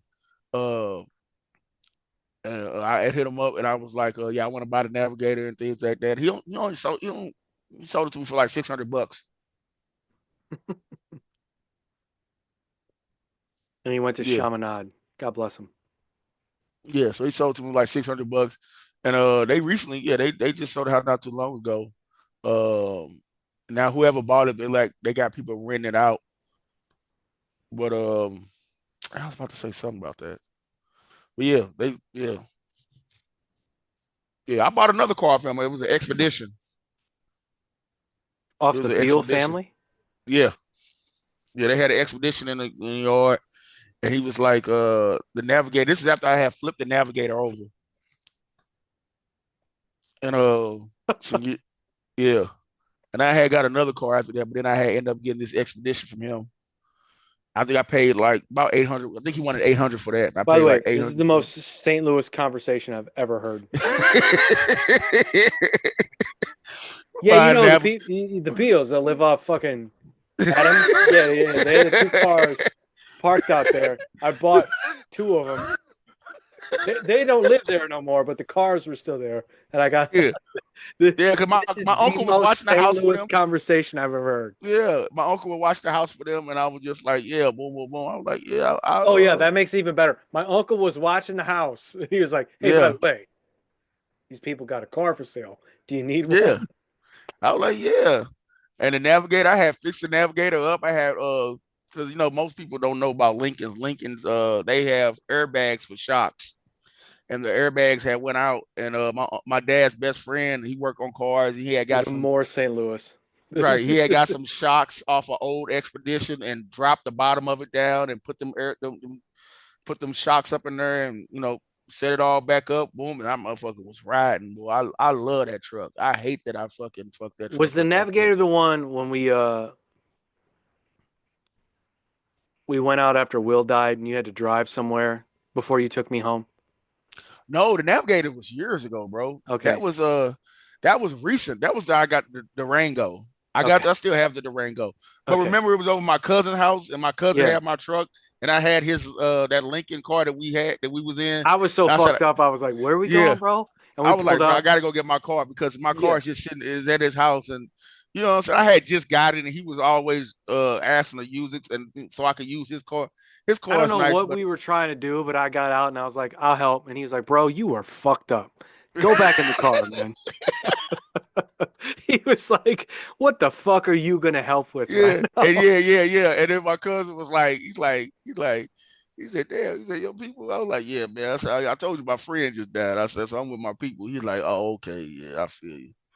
So He was like, "Bro, you were fucked up. Get back in the car. You ain't helping with shit." yeah.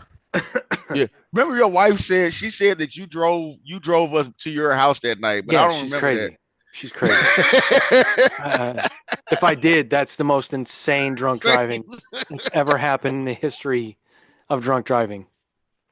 She's like, "I swear you drove." I'm like, "No, I did not. There's no way." I was like, nah, man. We were both kind of fucked up, I but was like, yeah. the last thing I remember is your cousin being like, "Bro, you're fucked up. Get in the car." And I was like, "All Yeah. right, respect." Like yeah, I was like, yeah, yeah, yeah. Yeah, yeah, man. Yeah. No, I had the navigator. That was back in like 2000, like You 11. picked me And up at my house in Dogtown in that. yeah, yeah. Okay. So that was like 'Cause remember, 2018 ish. nah, it was way before that. You picked me up in a big ass SUV, man. That might have been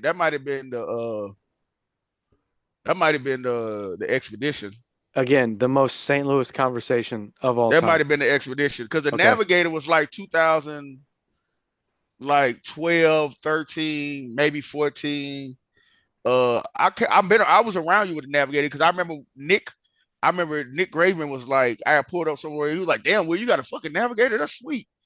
And I was like, yeah. And I like gave him the keys. He jumped in and was like, oh yeah, man, this is tight. Yeah, you got a DVD player. Cause I had a DVD player in it and shit. He's like, Yeah. yeah. Jesus Christ. All right, man. All right, brother.